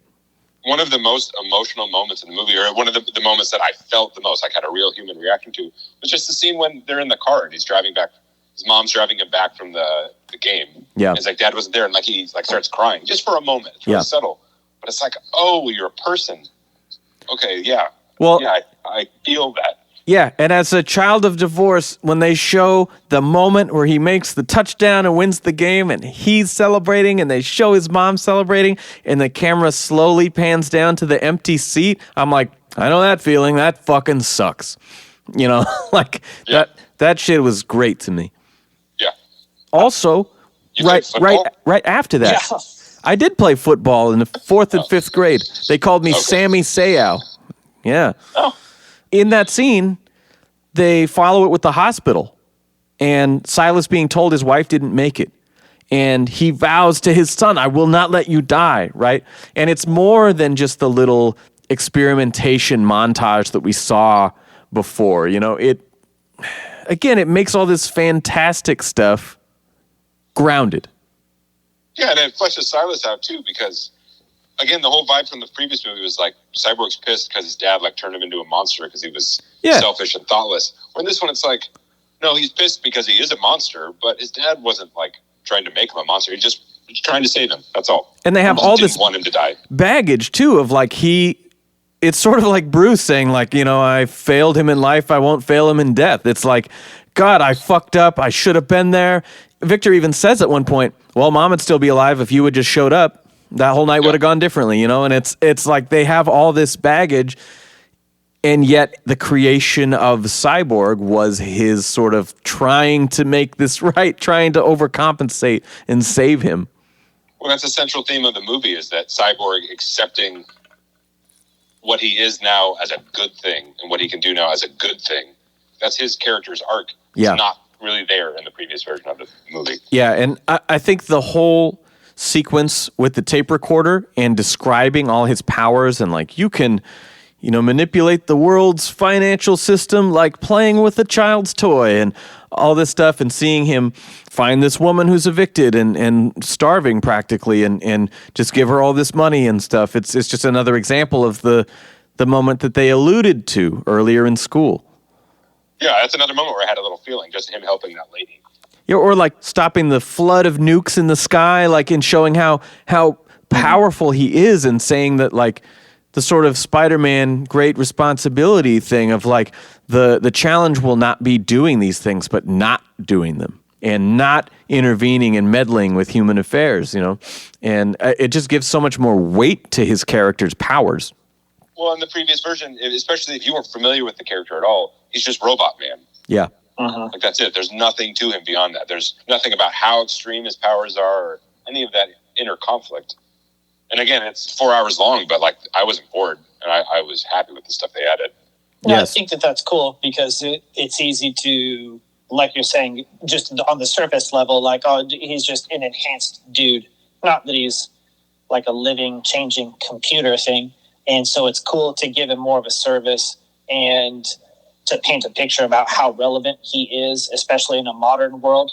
Yeah. And I didn't like in the last one how like brooding teenager he seemed, and I didn't like that first scene where he's like chilling in the hoodie in his dad's place, and he just seems like, I get why you would be miffed, but the way that he was presented was just like some pissy teenager, and I didn't like that. So it made me really happy that while he is struggling, that scene in particular and just the way that he got written are like, he's going through some stuff, but he's handling it in a more adult matter, and he's not just like dragging his feet and throwing fits and being a turd. Well, and he is a little bit, because when Diana meets him, she is like, you have gifts, and he said this in the other one, like they don't feel like gifts or whatever, right? And but she says like for the world needs you, and he comes out with the Tupac shit and is like fuck the world, and essentially storms off. But right before doing that, she says, I am working on this, and you are too, or you wouldn't have come. And I like that. I think we should have, if this was a less epic, crazy story with all these characters, if this was more of a Cyborg story, I think we would have got a little more of him having to work through that and come out of his shell. But I like that they give him enough of like, yeah, this dude's in a really rotten place, and he needs some examples of how to move forward and how to find his former self in this new life. Yeah, definitely. Well, and I think things about the Joss Whedon version that clearly were added to try and humanize it, it's better that it doesn't have them. Yeah. This movie humanizes the characters through more of the actions rather than just like dialogue between two characters. It's more about what they're doing. Exactly. Yeah. I think one of the more interesting comparisons you could make between the two films is the next scene when Bruce visits Barry. It's like all the best stuff in the theatrical cut were taken straight from this movie, and all the stuff we didn't like was added for the most part, And was it just like extra jokes? This is another scene where I had a hard time telling what was different. This scene was identical, except K-pop was not playing in the background on this version.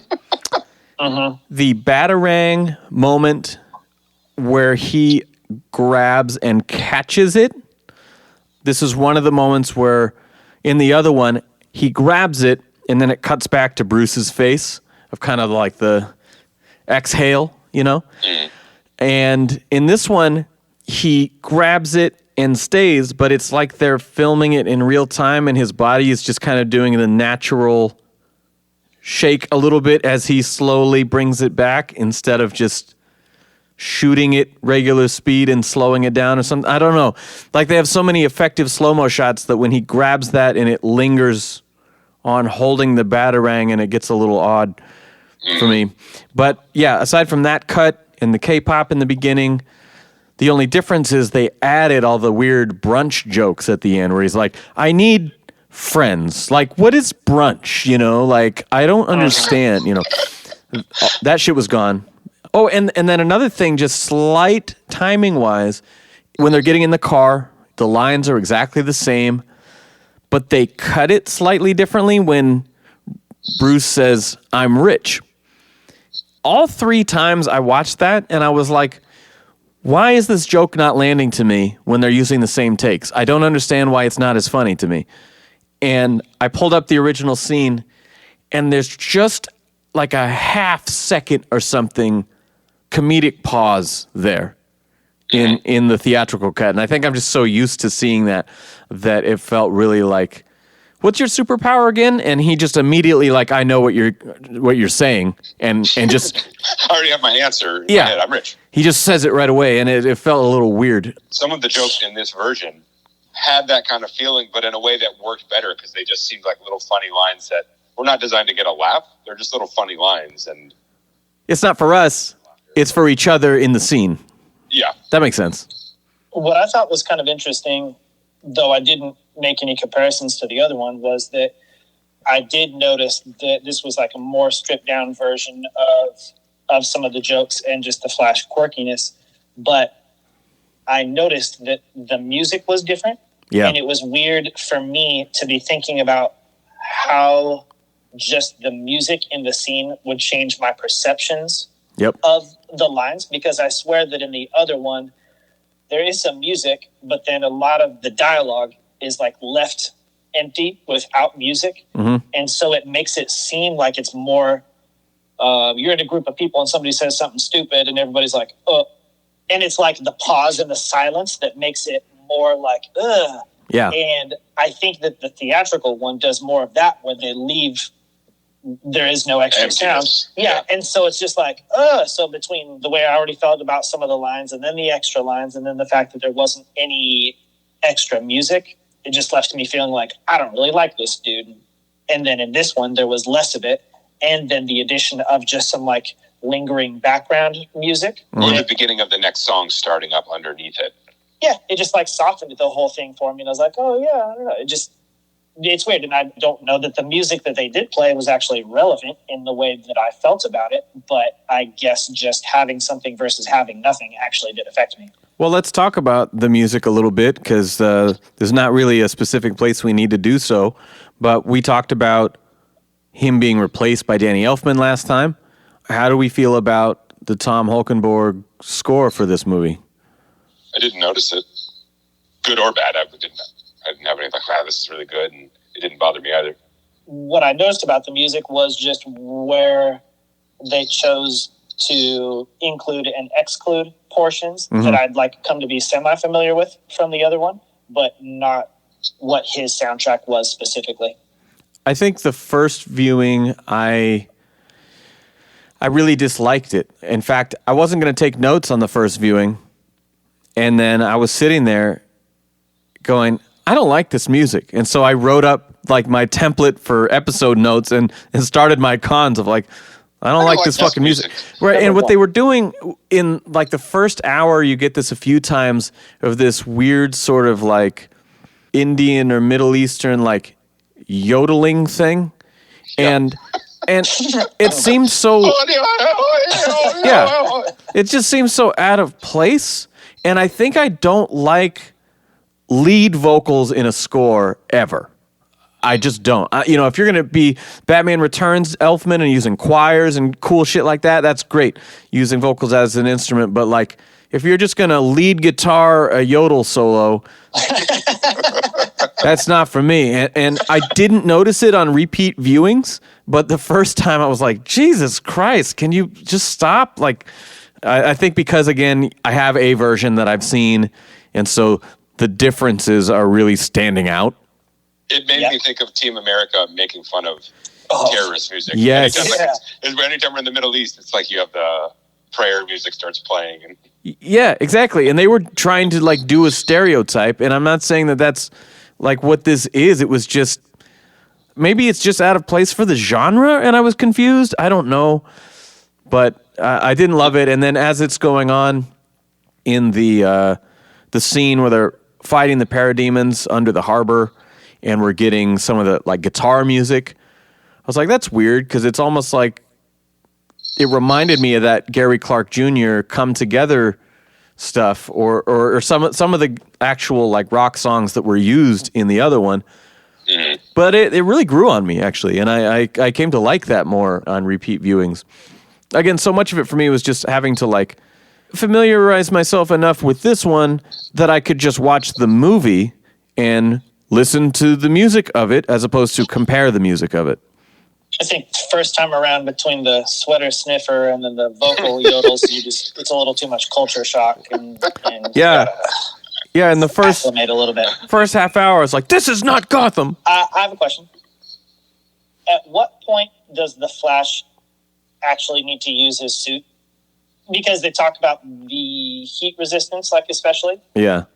But you get multiple scenes where he uses his powers without using the suit, and he's not affected. Even when he does wear the suit, his eyeballs and mouth hole are exposed. Well, and it's like maybe the suit is supposed to protect his clothes from burning up, but those don't ever burn up either. I mean, his shoes burned up in that first scene, which was great. I love that.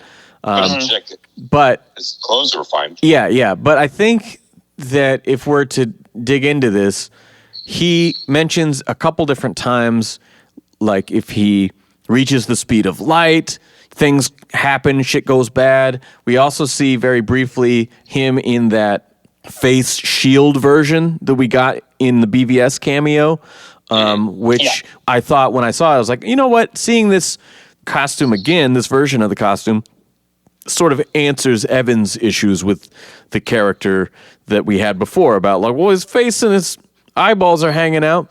But I this also is a Flash problem in general. But I also just think it looks stupid that way, and I like his regular suit, and so at some point you just got to concede. Flash is another guy where like his power is being really fast. Yeah. But there must be some other stuff that goes along with it that allows his body to take the force of moving at that speed and rapidly decelerating. I mean, that would like destroy your organs. So but again, that's just the problem with the Flash. Yeah, he doesn't constantly have whiplash. Yeah, it's not just that he can go fast, but also that he can withstand whatever that entails. Later on, he heals himself, so he has like speedy regenerative abilities. Yeah, it's weird. All right, you guys ever watch The League? No. Yeah, I think I watched all of it, but I don't remember any of it. There's a character, Rafi, who frequently has hot dogs stored in his like pockets, and he just calls them pocket dogs, and that's what the Flash scene made me think of. Nice. Here we have Cyborg taking the mother box out of his apartment and burying it in his own empty grave. I find that little thing significant because that's what you do. Yeah, that's what I've always done. No, but because very relatable. Silas is captured by the parademon in his apartment, right? Why is the parademon there? We had the shot earlier where a parademon's trying to get in the window and Victor's like holding the box on the other side of the brick wall, like, oh shit, they're coming in. And then people on the street see the parademon and he flies away, right? And so Victor knows this. They're coming to the apartment because they've found it. He's like, all right, I got to hide it, so I bury it, right? But adding to their father-son bullshit, now he's going to have this added guilt to rescue his dad from the situation because, well, I moved the shit out of there. They couldn't just take it. They took my fucking dad, you know? And so I like the layers that it adds to it just kind of subtly. Yeah, when he goes to rescue him, there's that nice moment which maybe wasn't in the other version. Yeah. Where he's like, "Oh, you came," and he's like, "Well, you're my father." Yeah. Like, yeah. He's like, whatever's going on. I don't like you, but I want you to live. Yeah. Steppenwolf storms Atlantis, and that is, I feel like, similar but a little more brutal than the other one. I posted a clip to Instagram last night because in both versions, Mara fights him pretty good. But in this one, she does this thing to his face. And I was like, is she like trying to drown him or like what? And I was like, no, it looks like fucking like some blood is coming out or something. I'm like, what is that? And everyone was replying to my story. It's like, oh, she's taking all the water out of his body. I'm like, oh, okay. Yes. I thought that was awesome. Because like she sucks all the water out, and then when there's no more water, it just starts sucking the blood out. Yeah, yeah. It's like, oh, God, oh. Yeah, I like that. I was like, I'm not sure what this is because it only happens for like 2.5 seconds, but whatever it is, he doesn't like it, and it looks cool. That's also definitely in the Mortal Kombat category. Blood out of your orifices. Fatality move, Farrah. Which is tight, too, because that makes it seem like maybe she could really hurt him had that gone on any longer. Yeah. Putting these people on like a more level playing field, that makes it look like she could have done some damage or like maybe even taken him out if it kept going. Yeah. Ange pointed out that when we see Steppenwolf's force field created, she goes, that looks like a giant veiny ball sack. It's like, good observation, lady. Sure does. Maybe your giant veiny ball. Yeah, I'm never gonna half ball sack. unsee that again now. Yeah. It's like if you put a flashlight to your ball sack, I guess, because it's got that little red. It's like the way that you can shine a light through your ears and see all the veins. Yeah. And stuff. Yeah, it's like that. Totally. I wonder if that was like in their mind when they're, like design phase. It's a huge scrotum. That's what we're going for, guys. Well, it sure beats the big spinning ring of trash in the sky. I'll tell you that. Does it beat the Star Wars Episode 1 Blue Bubble Dome? I don't remember for that. Testicular reference or for... No, just in general. Definitely not. Balls. Sorry, I avoid the prequels. We ragged on the prequels, but I will say Episode 1 is the only one that has like a bunch of actual sets. That's the best offender of the prequels. For the thing that this movie didn't bother me as much at either, where maybe it's just more of that consistency thing where it never really felt like we were in a place, but it was okay because the whole thing felt like that. Yeah, and you know what? We talked about the last act, like the Doomsday stuff, and sort of just the DC third act stuff in general, like Wonder Woman with Ares or whatever, that at a certain point you leave the real world and you go to this CGI slugfest, right? And yet the consistency throughout this whole movie, I never felt like I wasn't invested or I didn't care what was happening or I couldn't relate to something. Like it always felt real enough. And it's not that there weren't little moments of effects where you can tell they're effects, but like it just, they did something right. Yeah, maybe it's the 4:3.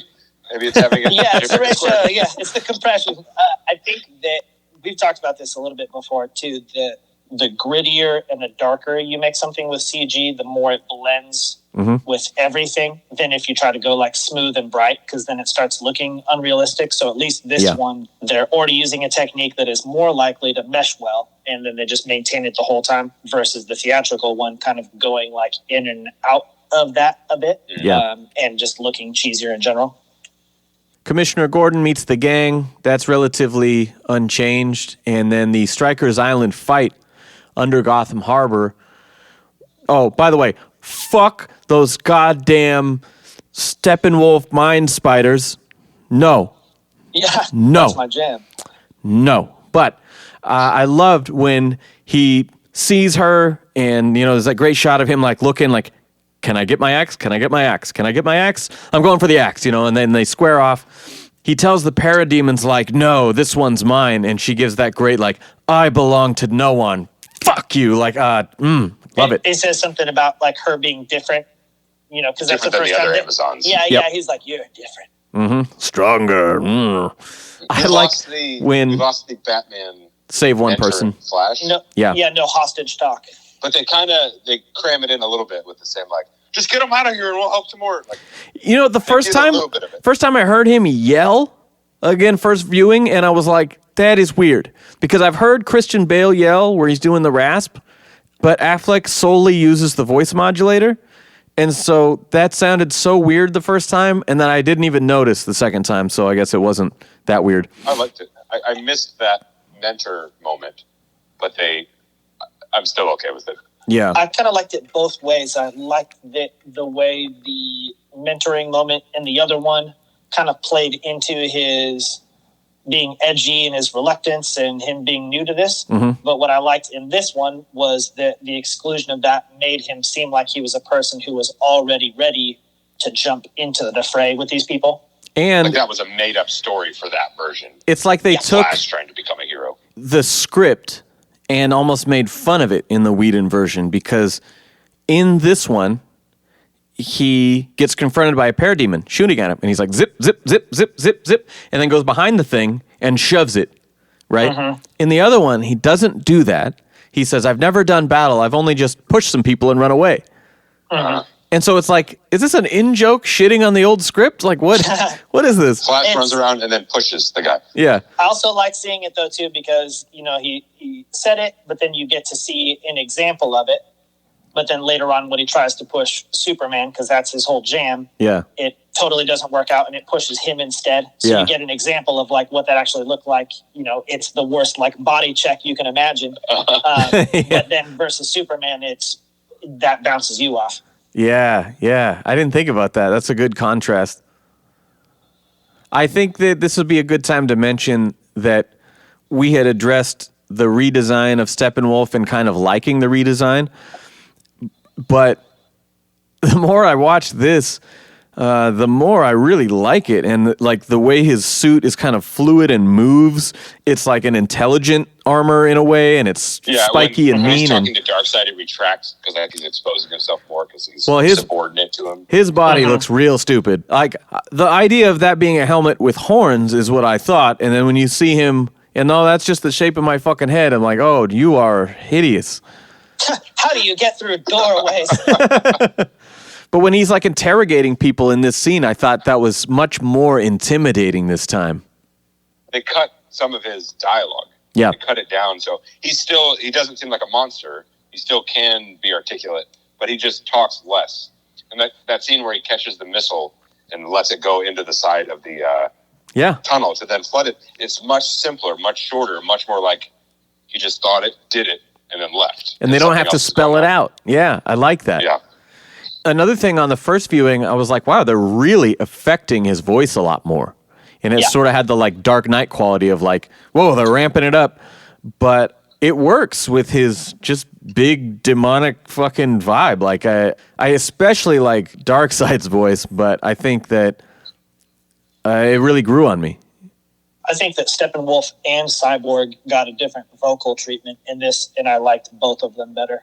There's a cool exchange with Cyborg and Flash rescuing the Star Lab prisoners, right, and taking them all out.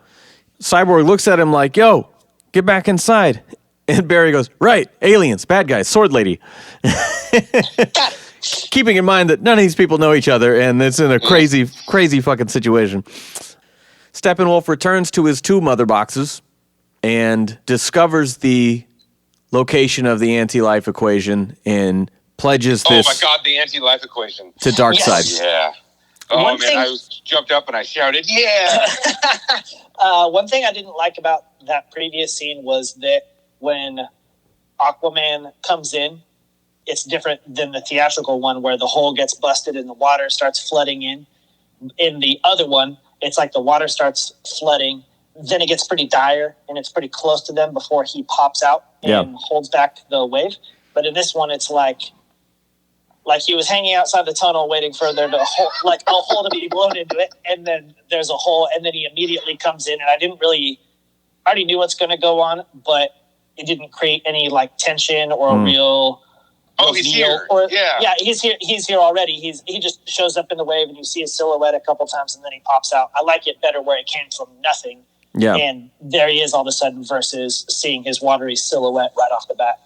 Yeah, I could see that. And there's another thing there that, again, just nitpicking the editing, where Flash is hurt and Batman's kind of carrying him a little bit. They turn and see the flood, like, oh shit. Barry's like, who's that? And it cuts back to Aquaman doing shit, and then it cuts back to them still standing there again, and then they turn and go. And it was just like one of those, you didn't need to linger on this. If you see that's happening, you might have the who's that thought as you continue to run for your lives. But you're not going to... Who is that? It was sort of like The Dark Knight Rises, like, no, I came here to stop you, and just stand there for a minute and then resume action. Who's Batman talking to? What is he doing? But like pause, say line, then do action, as opposed to like, this is a line that's coming as I'm thinking it while we're doing the action. Yeah. So what if just the a tiny one edit. person carrying the person keeps moving forward and the other person looks backwards and then tells them about it? Yeah. Or nobody does and you just focus on the task at hand. You just got to get out of that. I think it was delivered fine. It was just the cutting back to it and they're still standing there. Like, come on. Yeah. Wow, that water's really creeping in. Yeah. We better get out of here. Somebody Yeah. should do something. Oh. Give it a minute. I can't, correct me if I'm wrong, but like they... Wrong. Can't,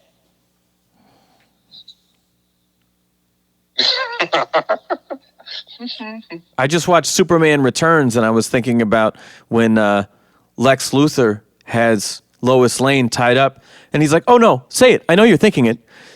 Go ahead and say it. And she's like, Superman will stop. And he just goes, wrong, over the top of her. I wanted to do that, but it wouldn't translate very well, you know. you can just edit it in post. Yeah, there you go. Come on, I know it's just dangling off the tip of your tongue. Let me hear it just once, please. Superman will never. Wrong! When they're climbing up the walls in their spider bot.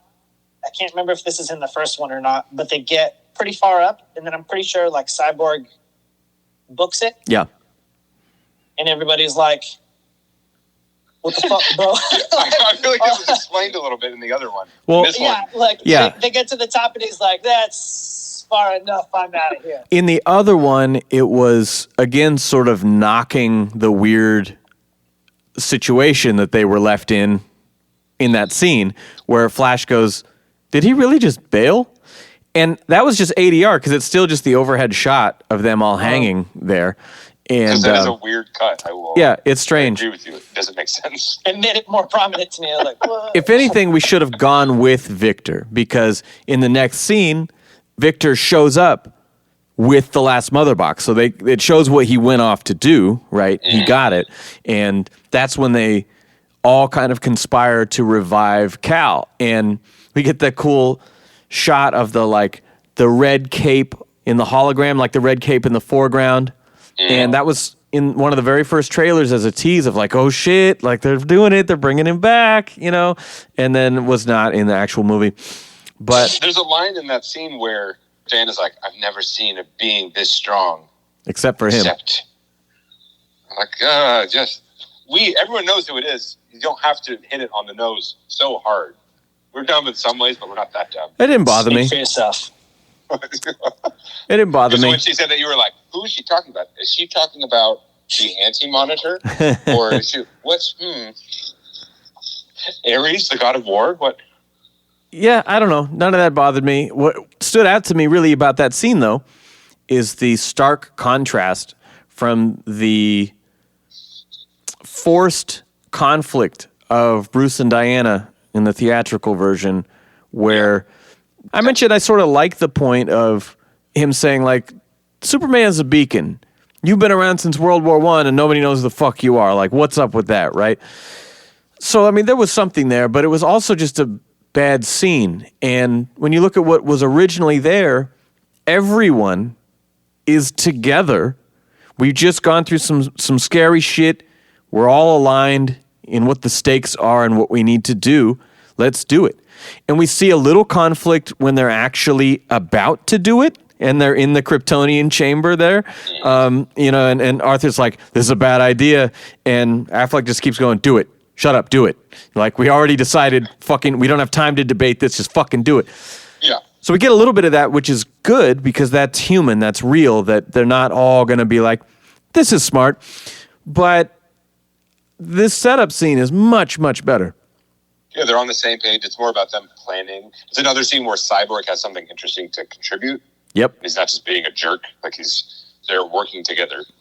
Not only did this one not include all the stuff that I thought was stupid about the other one, but they already seem more cohesive. Mm-hmm. There's no Batman adamantly telling these people what to do and like insisting that Superman is the path. Instead, you have like Flash being the one who's really like, this is a pretty good idea, guys. And we're all thinking this, right? Yeah, exactly. He's not really coming from like a science perspective necessarily, but he's the one who seems mostly vocally adamant about them doing that. And Batman instead is kind of like, well, Batman does have to reassure them and kind of sell them on it, because they're like, I don't know, man, who's to say that he is more powerful? And he's like, the mother boxes. He goes, because guess when they called out? When he was gone. Yeah. And so he's like, that's our fucking proof. They know his power. He is the guardian of this planet. And so we take this great, much, much improved version of that scene. What did they call out in 1904? Yeah, I don't know. Or 1732. So we come out of this much improved scene, and we have another one. They're back to back, where Lois and Martha have the heart to heart that they should have always had, and not this stupid visiting her at the planet and throwing in weird sex jokes and my source isn't a she and all this fucking bullshit, but actually showing these broken, real people supporting each other. And earlier in the movie, when we first see Lois, she's getting her daily coffee.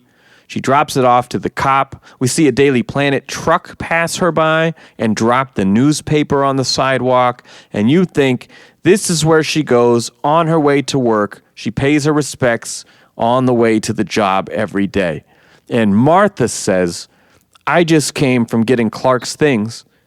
And Perry says, you haven't been to work since he died? And I'm like, oh, shit. That's so different than they made it seem. And, you know, there's a couple just little shots of, like, her moping around the house or open up the chest with his cape in it or whatever. And the pregnancy test. Yeah, that's an interesting one, too. But this is the scene that they deserved, both as characters and as actors. This is what they deserved to get, and I loved this scene. I thought the dialogue was a little clunky, but visually, the shot is a million times better than that other one. Just like the way it's in their apartment, the way it's lit, it's more interesting. It moves between them in an interesting way. It's more emotional. Yeah. It's just that same scene, but better in every way. Yeah, but what about the Martian Manhunter stuff? I don't understand. Yeah, it doesn't make any sense. It's now, another excessive moment. This should not be there. Was added in 2020. I will 100% commit to that, because Harry Lennox, the actor who played him, and he's been in all three of these movies now, he didn't know that his character was Martian Manhunter until 2019, which is well after this movie was shot. So that has to have been a reshoot, and I strongly dislike it. When they bring back Martian Manhunter at the end, fantastic. I'm all for it. But when you take these two characters that have gone through heartbreak and trauma and who were robbed of that in the last one, and this is the redemption, this is the one where this is the way it's supposed to be, and we have this great moving scene, and then, oh, but it wasn't real. That was bullshit. It's a green alien we've never met before. That's who it was. That was bullshit. Yeah. Too bad there wasn't a scene where Lois is like, oh, so nice to see you the other day, Martha. She's like, what the fuck are you talking about? I know. Yeah. Or, no, it should have, as soon as Martian Manhunter left, it should have cut back in the apartment, and then Lois should have shape-shifted into a different alien. So it could have been two people. At that point, you might as well, because that was fucking bullshit. That was just an Easter egg for the sake of doing it, and unless someone that excess. Yes, excessive. yes. Unless someone can convince me with a very good story, I don't think that was helping anything, and it upset me. Yeah, frankly, that is the most like blatant Joss Whedon irrational. Why did you do this moment of the whole movie to me? But if it feels like what that is, what the anti-life equation, without saying what it is, that feels like also what the epilogue is, all that stuff. It reminds me of when we talk about an artist going like, well, this is my run on the series, and I'm not going to get to draw Gorilla Grodd. Exactly. On the Washington Monument. So I really want to just shove it in here. Yeah. Mm-hmm. But it hurts the movie. It hurts the story. Yeah. Yeah, I always think that it's not... I know that we've talked about stuff like this before where it's more about the setup and maybe it's about the hype, but I personally wouldn't want to. I prefer to make things that were like more open and closed because it makes it like a weird gamble. If you don't get renewed for something or if you don't get to make another flick or something, then what was the purpose of all this stuff? Like the desert scene and the stuff in the end, and what did all that crap matter? Or seeing Martian Manhunter again, if none of that stuff comes to pass and we don't see any more of it. And I'm like, why did I watch that? It hyped me up for nothing. Well, there's a way you can do it where it lives in the movie that it's in and kind of like adds texture to it. But that's why I say like just seeing Darkseid in this and having him hinted at is cool. Yeah. And so it exists in this movie to add to this movie. But as soon as it starts being like what you're talking about, where its only point or more of its point is to hook you for another movie, that's when it becomes dumb and kind of pointless. It's like opening doors to nowhere. Which is all right if it works in the story, but when it's just opening a door, that's probably we're not going to go through. That's bad. Like to get a little tease of Martian Manhunter is neat, but to have it be like this, where it just serves no point other than to be like, I bet you can't wait until the next one where I get to do him, and also we get more of this future stuff. But the difference is, Darkseid was written in this movie as a part one that was supposed to be a 3-parter Justice League series, and the difference is this Martian Manhunter shit was just shoehorned in after the fact because, well, odds are I'm not going to be able to do this again, so here you go. Here's your fun cameo. And like, yeah, that would have been a fun cameo if not for the scene it was fucking attached to. So again, the end, great. Bring him in at the end. Love it. Yeah. Better to see him at the lake house because then that whole scene is like disingenuous. Like those are nice things that you said, but how would you know that? How would you even know that stuff? And now Martha Kent has no resolution. Exactly. The grave robbing scene is another vast improvement. This is one of the most different scenes. They don't have their weird racial jokes. They don't have the Pet Cemetery stuff. They have Arthur and Diana kind of waiting in the wings, and they're saying like, wow, Atlanteans and Amazons, like this is pretty rare. Something about they hate each other or whatever, and Diana just says, hate is useless. And I was like, that's the most Diana thing you could say. That's great. I love it.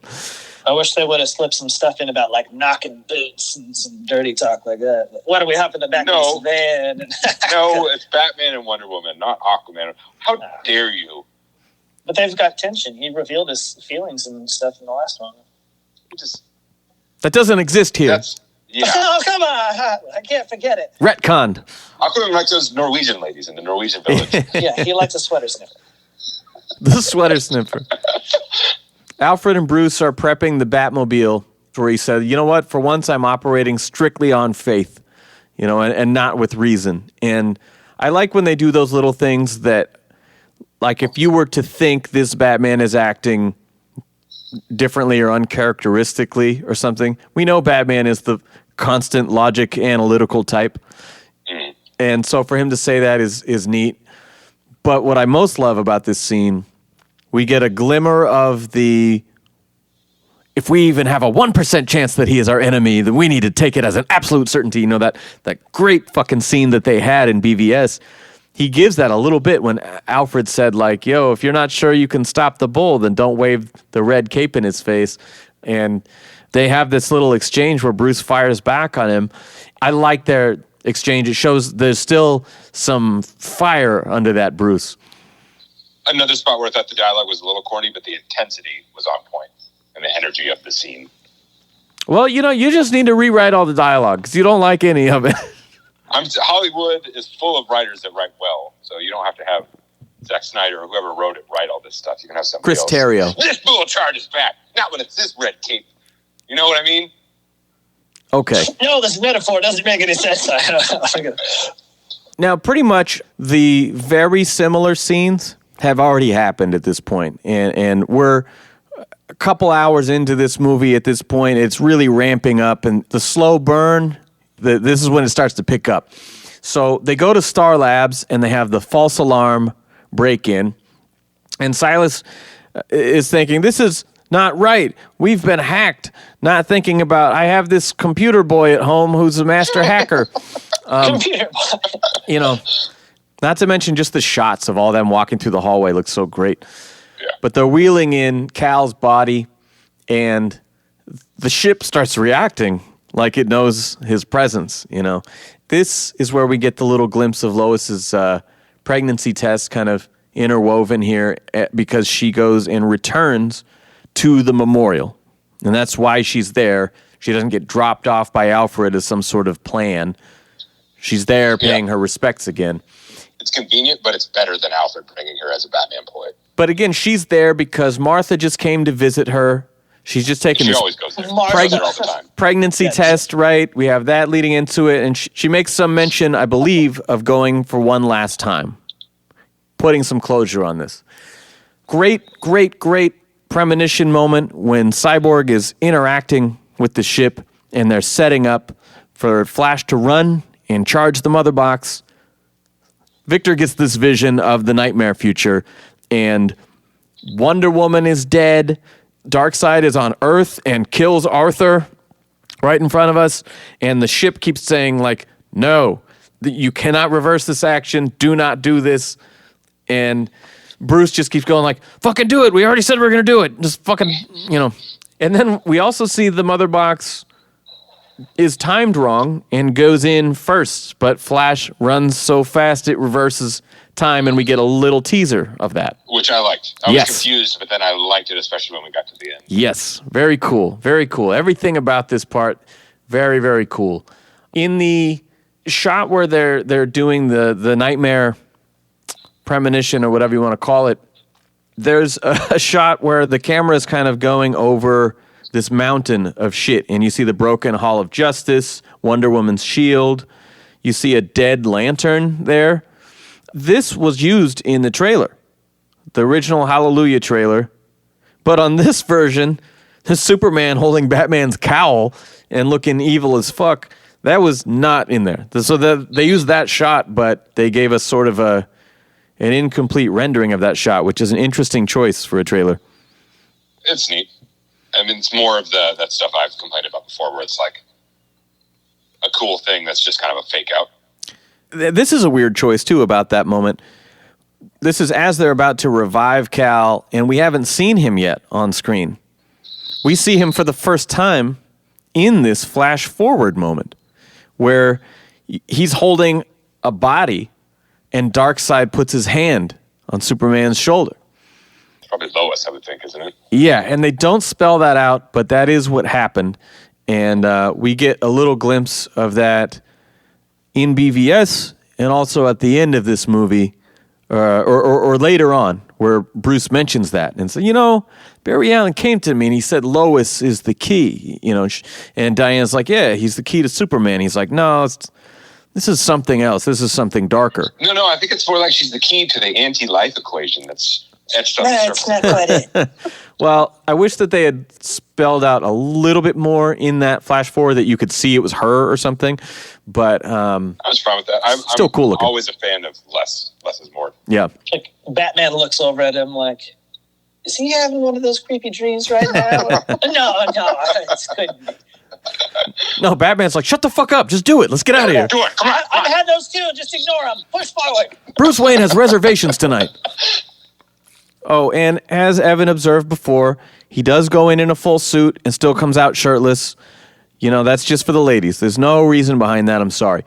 But Silas is there when that mother box lands in the parking lot, right? Hollywood double standard. There's no shot of Diana in a full matronly dress bursting out of something to be. Yeah, why don't I get to see her hairy nipples? I mean, you get treated so poorly. You get a couple butt cheek shots here and there, but anyway, one of the dumbest things in the Whedon cut was that they have the Superman showdown, and the mother box lands out in the parking lot, and no one notices the whole time, and then literally off camera, Steppenwolf booms in, takes it, and booms back. And we're like, this is such an integral part of this story of him collecting the boxes. That's the whole plot of the movie, and you don't even show it happen. So in this, it lands... Cyborg didn't run off to grab it or something. Yeah, and so in this, it lands in the parking lot, and Silas is like, oh shit, grabs it in his fucking jacket, takes it inside to hide it. Steppenwolf booms in while the other guys are distracted. How could you fucking cut this? By the way, they put his goddamn death in a trailer. That was fucking stupid. They put him disintegrating in a trailer. But the scene is great. The scene is great. I love it. Again, it adds to the whole dimension of Silas and Victor and self-sacrifice, and it just... And it wasn't even like self-sacrifice to save them. It was self-sacrifice to give them an advantage in their fight. Yeah. He was willing to sacrifice himself just for that. If they were smart enough to know what he was doing, you know, like...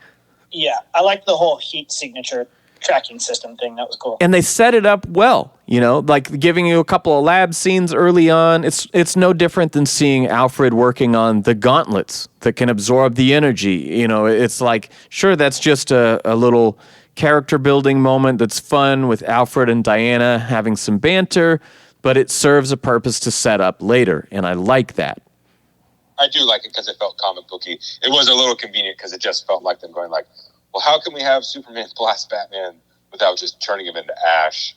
Yeah. Right away. It's like, oh, Alfred just made a glove that.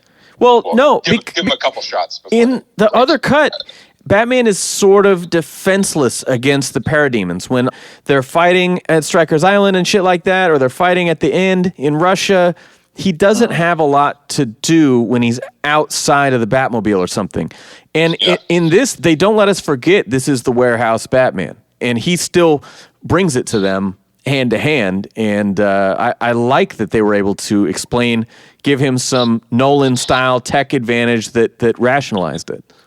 But all on those same lines, I actually like in that earlier fight with Stryker Island or whatever it is, where he's fighting, he actually fights less in this version of it, which I like. Against these odds, he really doesn't have as much to do. I mean, practically, he wouldn't be doing as much. Well, and what we do with that is in observing the gauntlets in action against the alien technology, the parademon guns, right? We're seeing how well it worked. And he communicates with Alfred. Oh, shit, it's actually working. This is great. And, you know, Bruce is like, celebrate later, fuck. When Superman does it later, then we see the difference. So it's sort of like setting up Steppenwolf with the Amazons, you know, like, yeah, they could maybe, if all of them were there, take him down, right? But he, you know, and so it's just kind of establishing the like, oh, wow, that fucking works. Look at that great defense that he's come up with. Oh, it doesn't work on Superman because he's the fucking baddest. You know, I like the layers and demonstrating it's set up well. Yeah, exactly.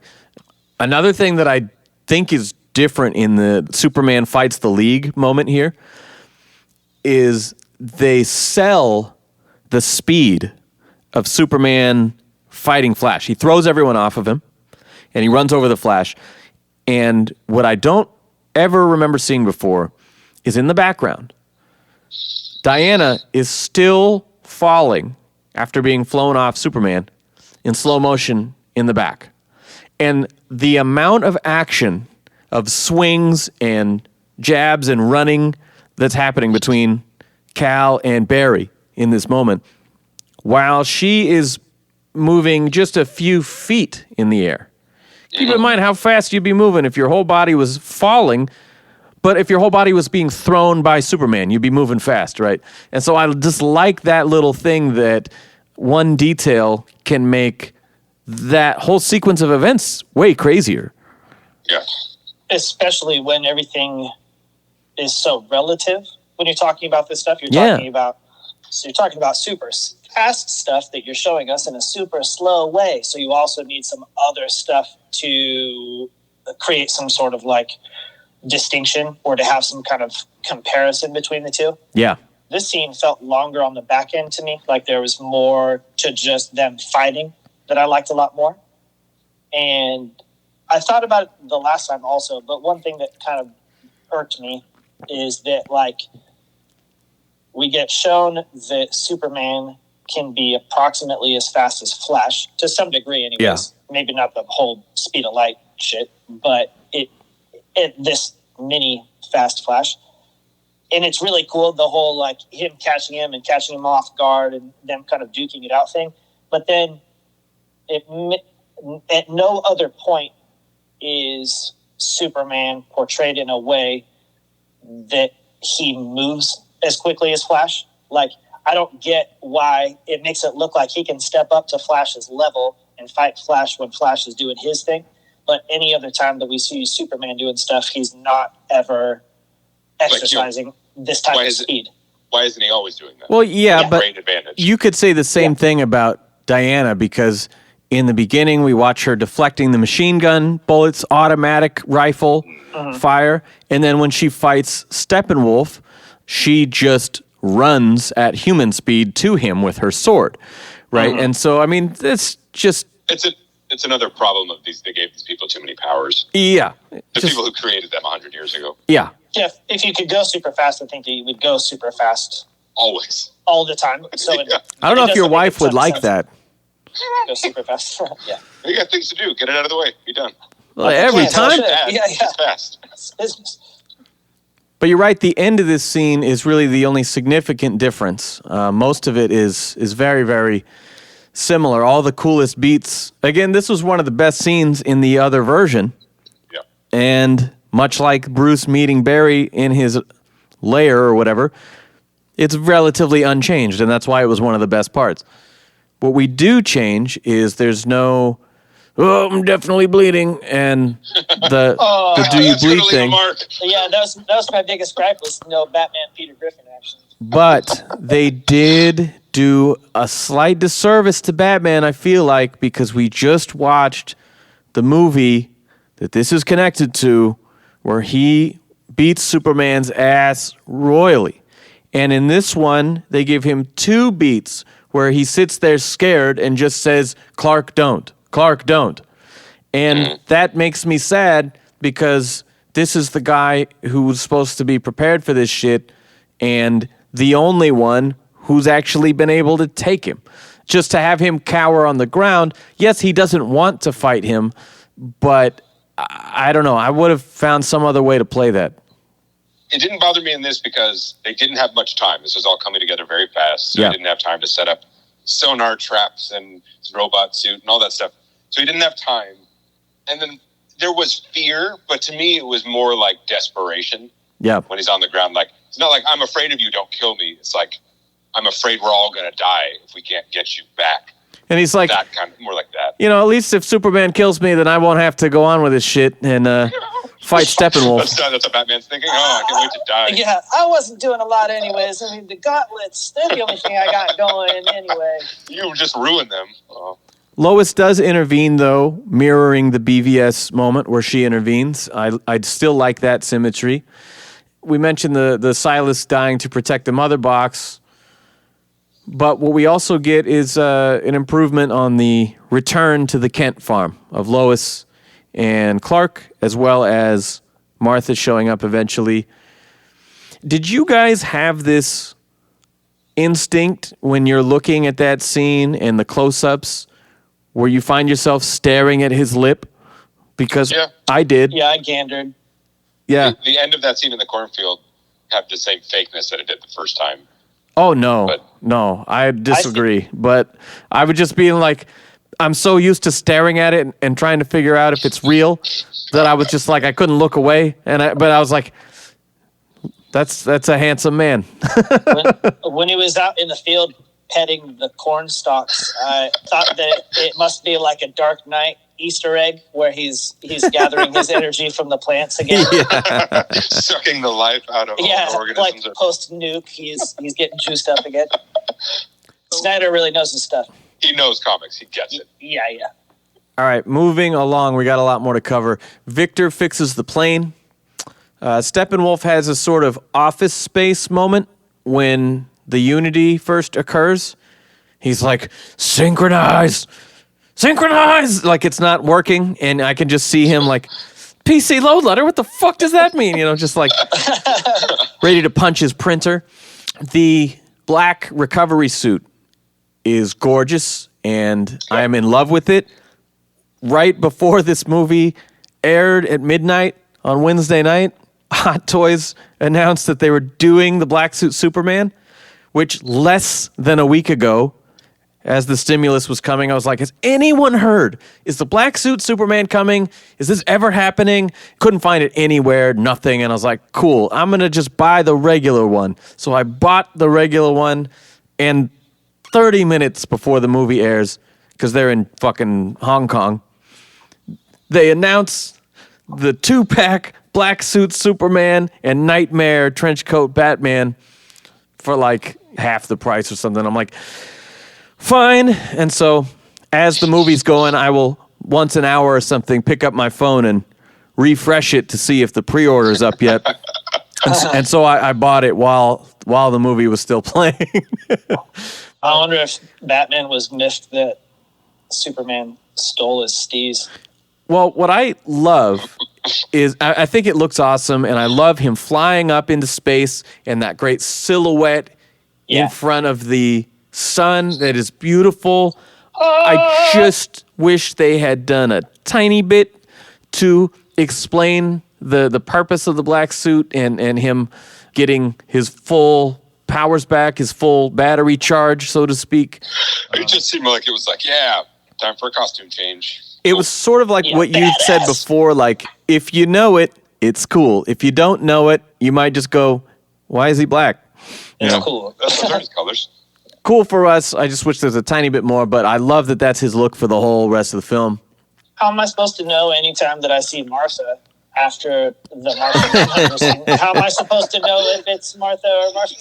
Yeah, actually, he's been Martian Manhunter his whole life. So John Jones raised Clark Kent. Yeah. Yeah, there's no Martha Kent. Exactly. Only Zool. Mr. Kent was having sex with an alien? Yeah. That's awesome. I'm not even going to go into that. You should. Awesome sequence. So Batman flies the big troop carrier plane thing, takes down the force field. But the awesome part is when the parademons are prying open the ship, and it's just like BVS when the Batmobile lights first come on and it bursts out. Like it's exactly the same, but he's just mowing these fuckers down, and we still get the backwards driving and everything, but like so much more cool shit happening here. When he busts out with the guns at first, I was thinking it would have been awesome if it just did like a straight across, straight down, like Keaton. Is that 89 or like Batman Returns? Like just like did it, or if he happened to miss some of the parademons because they weren't within that space. But yeah, I love that shit. The whole climax is just phenomenal. I mean, it is everything ramped up, and you're wondering like, this is what you cut down? Like, you guys love the big, crazy CGI third act shit, and really, you wanted to remove this awesome tag team shit. I mean, we get a couple of those shots, but like, fuck, it was gnarly. This is a perfect example, too, of that same where, like, cutting out the thing that they added, the Eastern European family trying to flee for their lives and saving them. Yeah. They added that to humanize it. Cutting that out makes this better. Yeah. There's enough going on. There's enough tension. There's enough things you worry about. You don't have to worry about this little family. They don't matter. Because you've properly built up your characters. And so the audience is invested already, as opposed to just like, well, we sort of threw all these people into a blender, and then why do you care? Innocent bystanders. I mean, the truth is that those people are as important as everybody else, but the bigger issue here is like a global apocalypse, not necessarily this one town at the moment. You know, like, I'm not saying that those people are unimportant, but focusing on them seems less important than the fact that there's like billions of people that need to be saved. Yeah. And That should be enough of a threat. yeah, like, okay, I get it. I don't have to see the people. I know that there's a lot of them. I mean, I get the goal, though, because I've said so many times these big end-of-the-world things, they don't mean as much to me because you're not invested in it. But because they did the back end right, you don't need it. And part of the thing that I don't like is that as soon as you open the door on, you're like, they're people. And so not only do you have the scenes prior in the village and the purple energy worms growing in the ground, then you also have to follow up that stuff. So you like create scenes that need more scenes to close them up versus just being able to be like, oh, there's people in the village. Because then later you'd be like, what about the people when all the stuff started going down? Yeah. And so to just skip it in the first place, then you don't have Superman or Flash saving hostages. You don't have them pushing them in a pickup truck or carrying an entire building or any of that crap. You don't need to follow it up because you never even started in the first place. And another great layer here that was missing is Victor establishes he needs Barry to supercharge once again, right? And they're going to repeat this motion that we've already witnessed. That actually creates tension.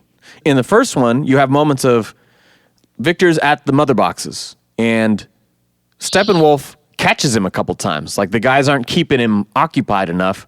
That builds tension. But when you have that plus Barry on the outside, like waiting, like, okay, dude, like I can't fucking do this forever. Are we ready? Are we ready? Like that also just helps to create extra stakes. Yeah, you already had a time frame, but now you have like a really condensed time frame. Like either this succeeds in this very small window of time or it doesn't happen at all. Just kidding, unless time travel is part of it. And then you're good. Batman best at using alien guns. Yeah. There's many times where I'm like, I know what the guys would say. Like if I bring this up in the podcast, I just need to buy it. But his ability to like hop on a turret or take any of their rifles and be able to use any of their weapons, like, you're the best, I guess. Yeah, that's how I thought of it. When they work on similar principles, point and shoot. He's a genius and a master combat guy. Yeah, he studied every style, man. Weapons. Every weapon. Yeah. All of them, I guess. They're all the same. I do love, though, when he's just like hopping around and throwing little bombs out of his belt or the whole way he's kind of traversing the outside. The full-on Batman commando mode. Yeah, he's kicking ass. It's not as cool as the warehouse shit because it's not this like self-contained, but seeing him not powerless in this moment and seeing him actually really fuck shit up is great. And considering that he was just on like a more or less like kamikaze take down the shield mission, he's like, oh, just kidding. My friends kind of helped me out, and I'm not actually going to die, so I may as well hang out and fight these guys. Yeah. And we mentioned the Superman suit, but the Justice League suit actually looks great with this beautiful color grading because it had this really excessive blue and he was too bright, He was like... I get what they were going for, but it was too bright. Fully present in every scene because there's no shadows, and in this movie, he just looks beautiful, and I far preferred the other suit before, and we both start with the BVS Superman death and end this movie in the BVS suit, but I think it looks gorgeous in every scene in between. Well, I like the beat of him when Steppenwolf brings the axe down. Mm-hmm. Yeah. And he slides it and hits him. His reaction of just like, what does he say? He's like... I was talking about Batman that whole time. You were talking about Batman? Yeah, we talked about the Superman suit, but the Batman Justice League suit. Oh, I thought you were talking about Superman. I didn't. But you're right. It does get more techie and just stuff. speak clearly, you idiot. It goes from like the overlapped burlap sacks to actually having like defined angles and musculature and stuff. But yeah, when Superman does show up here, Ben, you were saying about that? Because that was my complaint about Superman in these movies for the most part, is he just isn't how I think of Superman. He's someone so powerful and so positive that he's not bitter and he's not mean and explosively angry. And so this moment, even though he's not wearing a bright red and blue suit like he was in the Joss Whedon version, he has that attitude of like not impressed. He's not pissed. He's not mean. He's not bitter.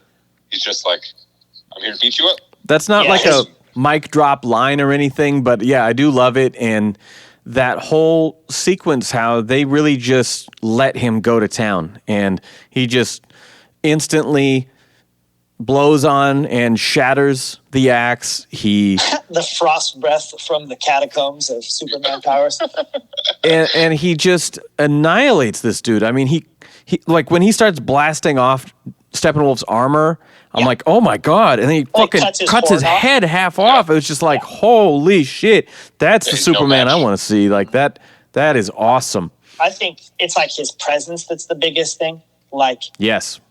In a similar but different way than I think of Batman, Superman has an even more of a reason. Like, he could be the biggest loudmouth, cockiest dude because he's the strongest dude, so he could talk as much as he is powerful. Yeah. But I like that he doesn't.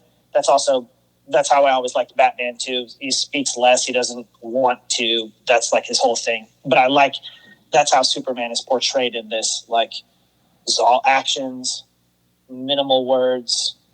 Just shut that dude down. Now, cool thing happens here where the unity is achieved. The boom tube opens up. We see Darkseid, and it's like, oh, they fail? Because, and most people watching this movie probably wouldn't think that, but I remember hearing a couple years ago that Snyder's vision was that the League would lose. And that I think that was how the nightmare shit came to be. So I was like, oh shit, does this actually happen right now? Does this go south? And I love that they did the little like break the speed of light, Flash can reverse time, and they were able to still put a bow on it, because if we never get a sequel to this and everything ends terribly, it would just be such a downer. Yeah. Do you think that after the fact, because Barry is the only one would know what Barry did. Yeah. Do you think that Barry gloats about it and just goes on and talks all about how he saved everybody and saved the world and shit? If it was a Marvel movie, that would be the post-credit scene of like the shawarma moment of the like. Hey, you guys know what I... Yeah, we lost, right? Yeah. And I fixed that. If it wasn't for me. Yeah, it's true. As cool as it was, and it didn't bother me because it's the end of the movie and it just ties up the movie. Time travel stuff is always such a risky thing, because now, like, in the same way as why isn't Wonder Woman always just running at full speed? Yeah. Why isn't the Flash always just going back and fixing things that went wrong? I looked at it as like a Superman 78 homage, kind of a classic DC move. Another thing that happens here is with Cyborg. There too. With Cyborg in the mother boxes, and he's trying to communicate with them and break them apart, right? He gets this vision that is very much like what happens from Enchantress in Suicide Squad. Is she gets in the heads of each member and projects them a future that they're fighting for, like Deadshot with his daughter, or Harley with a normal, not sadistic, abusive Joker. She's putting these thoughts in their head of the life that I can give you if you submit to me. And we've seen that that's sort of the end goal. Steppenwolf is like, they are divided. We will conquer them. We will give them the salvation through subservience to Darkseid. And that's what parademons are. So they give us this fantasy of Victor's family restored. And he balks at this like, I'm not broken. I'm not alone. Fuck you, bitch. And rips them apart. I like Those that little moment. Parademon silhouettes are creepy looking. Or not parademon, like the mother boxes, yeah. The mother boxes look creepy. That's some Ghostbusters shit right there.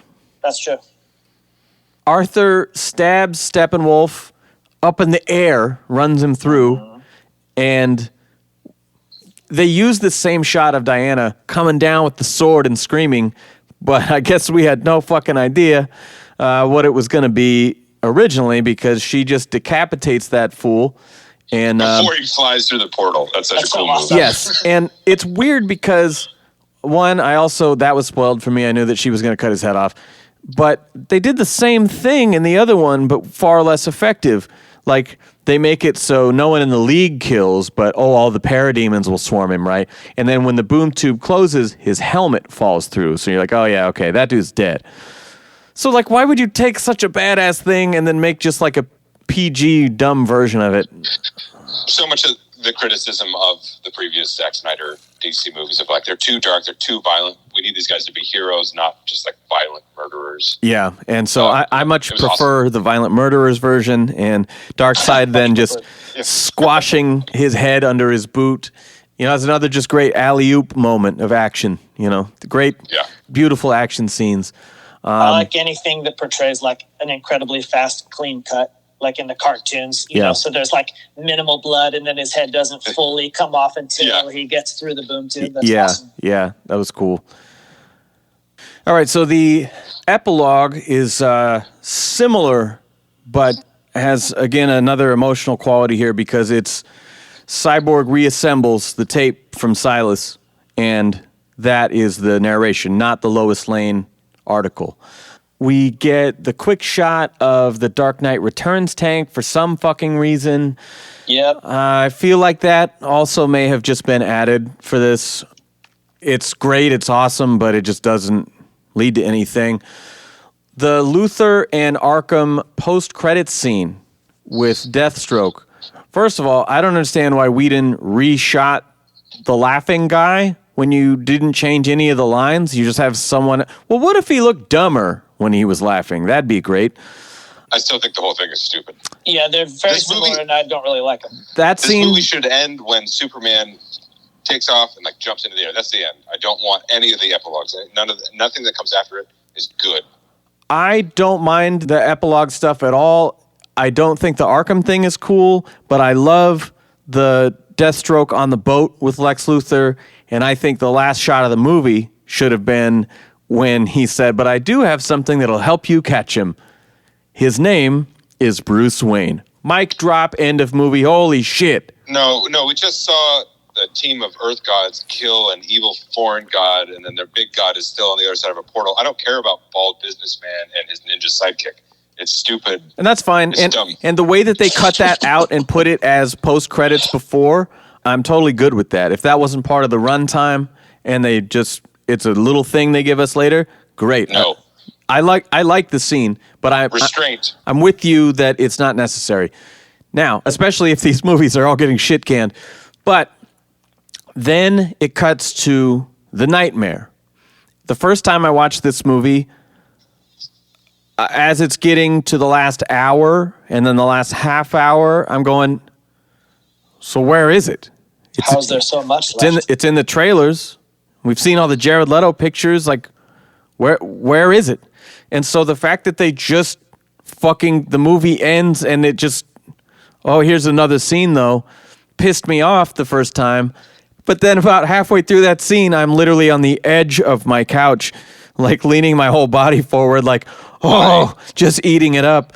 And so I pulled you in because I did not have that feeling at all. Yeah, I was like, this is so fucking stupid. And it's like, why? And it's playing out so weird. Their exchange is odd. And then as they really fucking kill you. See, I knew you wouldn't like this, but as it really starts ramping up, I loved it. I loved it. When we finally get that line, Joker's toying with him like, he knows about loss, you know. He's like, mother, father. He's like, I'd be very careful.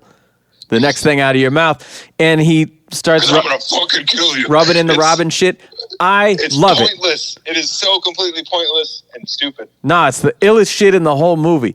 Not only is it fucking dumb, it's a dream.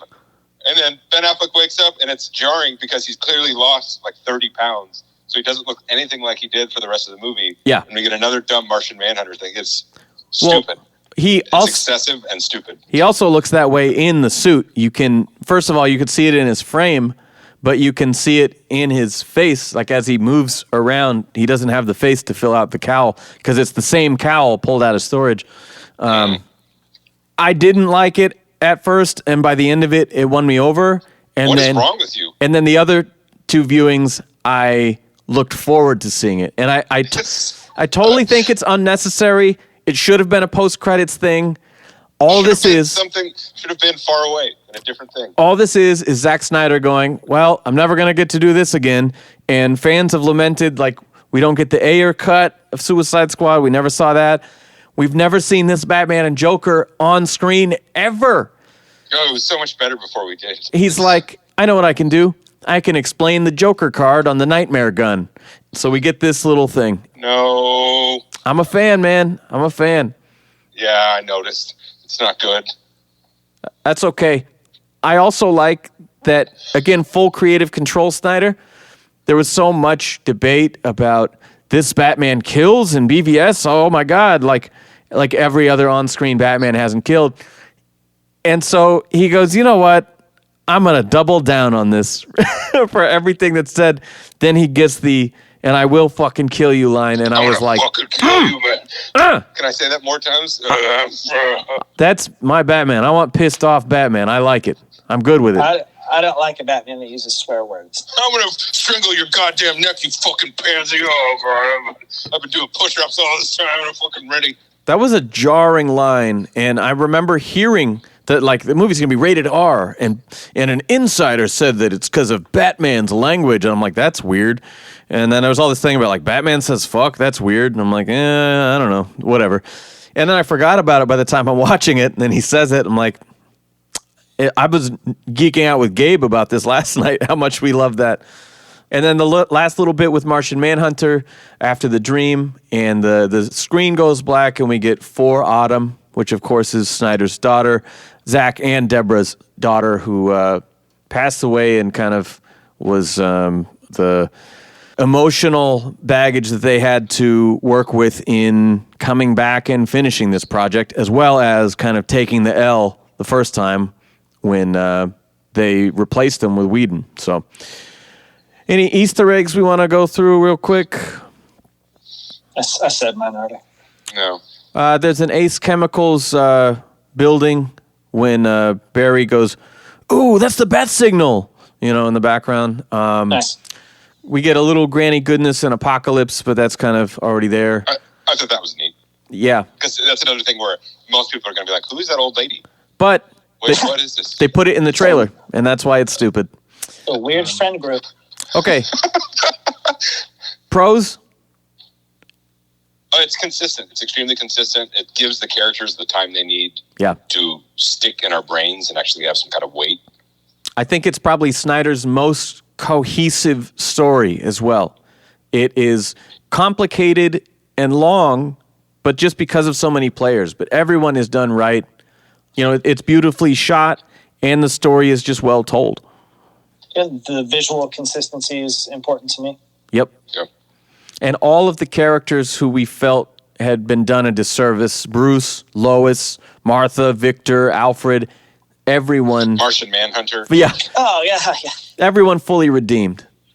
And it largely eliminated all the booty lines that I did not enjoy the other one on. Cons? All those moments of excess that are just too much, where they had something going and then they just went too far with it. This version could stand to be less and still be this version, just less. Yeah, I think for me, it's the editing of maybe just 10% less, and it would be just about fucking perfect. That and the aspect ratio, I just really think those two things would take this from what I'm going to give it to a full 5. Yeah, I didn't love the length of it.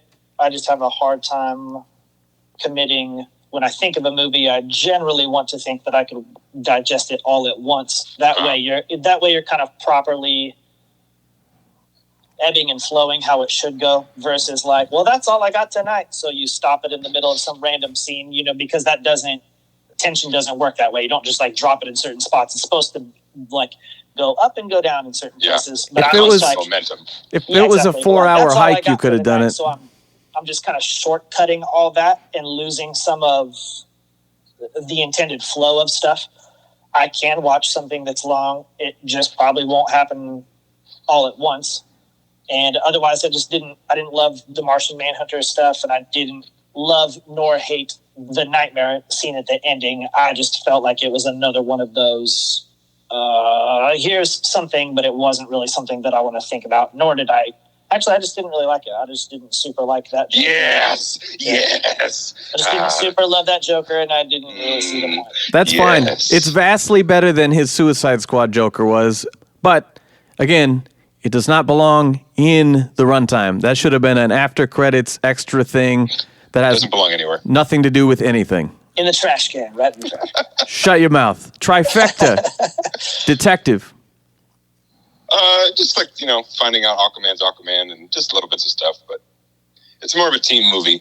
Yeah. Yeah, and also I like, the whole gauntlet stuff we talked about, and he's constantly he's working on the ship plane thing. He's working on the Batmobile. He's doing shit. He's that dude. Ninja?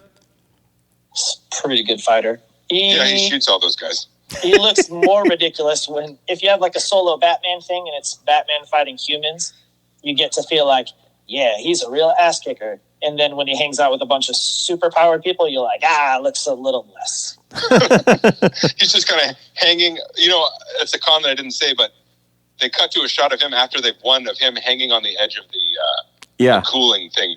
And why didn't they just carry him up? Why did they make him climb all the way up? Well, no, he lifted him the last little He way. didn't climb. He used his grappling gun because it's in his hand. They had to help him the last bit anyway. They should have just carried him up. I bet if you were to actually slowly go through stuff through the action scenes, you would just see Batman shooting his line across the background, just doing busy work. Yeah, just trying to look like he has something going on. That's why they expand the aspect ratio upward so you can see the grappling hooks in the background. I was going to say to Ben about the carrying him thing. I was like, this is not Invincible where everyone wants a ride. You just put your arms under his arms and you just gently carry him up. Trauma? No, not really. I like this Batman. Victor's trauma is central to the movie, but yeah, totally. I think Bruce's trauma only comes up in the Nightmare. I know people who've died. Oh, I guess one thing that I did think was okay about that was that him having the Nightmare still shows that I don't know that he regrets bringing Superman back, because I think that's the right move, but the whole nightmares in the first place were based on his existence and the potential of his existence. Yeah. And so you'd think that the nightmares would stop when he wasn't around, but then now that he's back, he has reason to still potentially think the same things again, and that's scary.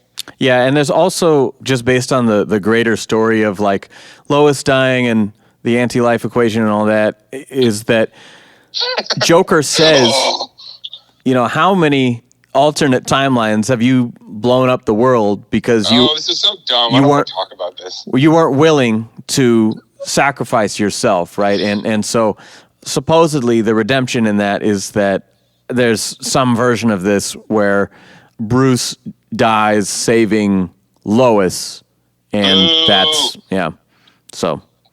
But again, that's it's not part of the movie. That's Stop talking about it. 3-movie storyboard. All right, final rating. It's a 3. It'd be a little higher if it didn't go overboard, but it's a 3. I had a good time with it. I recommend it if you like superhero movies and action movies. I can't remember how I rated the other one, and I think that this should be better than that one, but without that as a reference. Just give it a 5 to be safe. I'd think that 3.5 is good for me. Yeah. This always happens, but yeah, I think for me it's a 4.5. It might be my favorite of this trilogy, and I do like this series quite a bit. Just needs a little bit cut out, but I love just seeing a person do what they set out to do and not have anybody getting in the fucking way. And so this is as close to a perfect Snyder movie as there is, I think. I think 300 is better than all this garbage. I haven't seen 300 since it was new, but I love Watchmen. I love Man of Steel. I pretty much think Man of Steel is a perfect 10. And, this scale doesn't go that high. Well, yeah. Our show's different. 10 out of 5. But yeah, I mean, this is Schumacher territory. This is great. I told Ange last night. I said, I always hate when you watch a movie and then it's over and you got to decide, well, what the fuck am I going to watch next? I said, well, with this, I don't have to. Here's your night. It's great. It just keeps going. You don't have enough time. Yeah. And I like how they separated it as part 1 through 6 or whatever. And I think that's cool that, if you need to take a leak or whatever, you do it right there. But like I said, I stopped at Superman's Resurrection and finished the last 2 or 3 chapters the next night. Yeah. And that was paced well. That's a good chunk to watch at once. Yeah. I mean, the first half is much, much more slow and personal. And the last 2 hours really is just all crazy, wild action shit. And it's great. Yeah. I'm very satisfied. It was much like BVS, I'll tell you this, because I went to the midnight premiere of that movie. I was tired, and it is long, and is complicated, and I was like, man, I kind of love this, but what? And I walked out of it kind of unsure, well, that was good, but I don't know. And so I went back the next day, and so I had this thought in my head of where does it start to not be as good? Because it starts perfect with the Metropolis shit. It's amazing, And then the movie ended, and I was like, okay, it never got to the point where I thought it got worse. It never got bad. And it's like, okay, I must be tripping because I loved it the second time.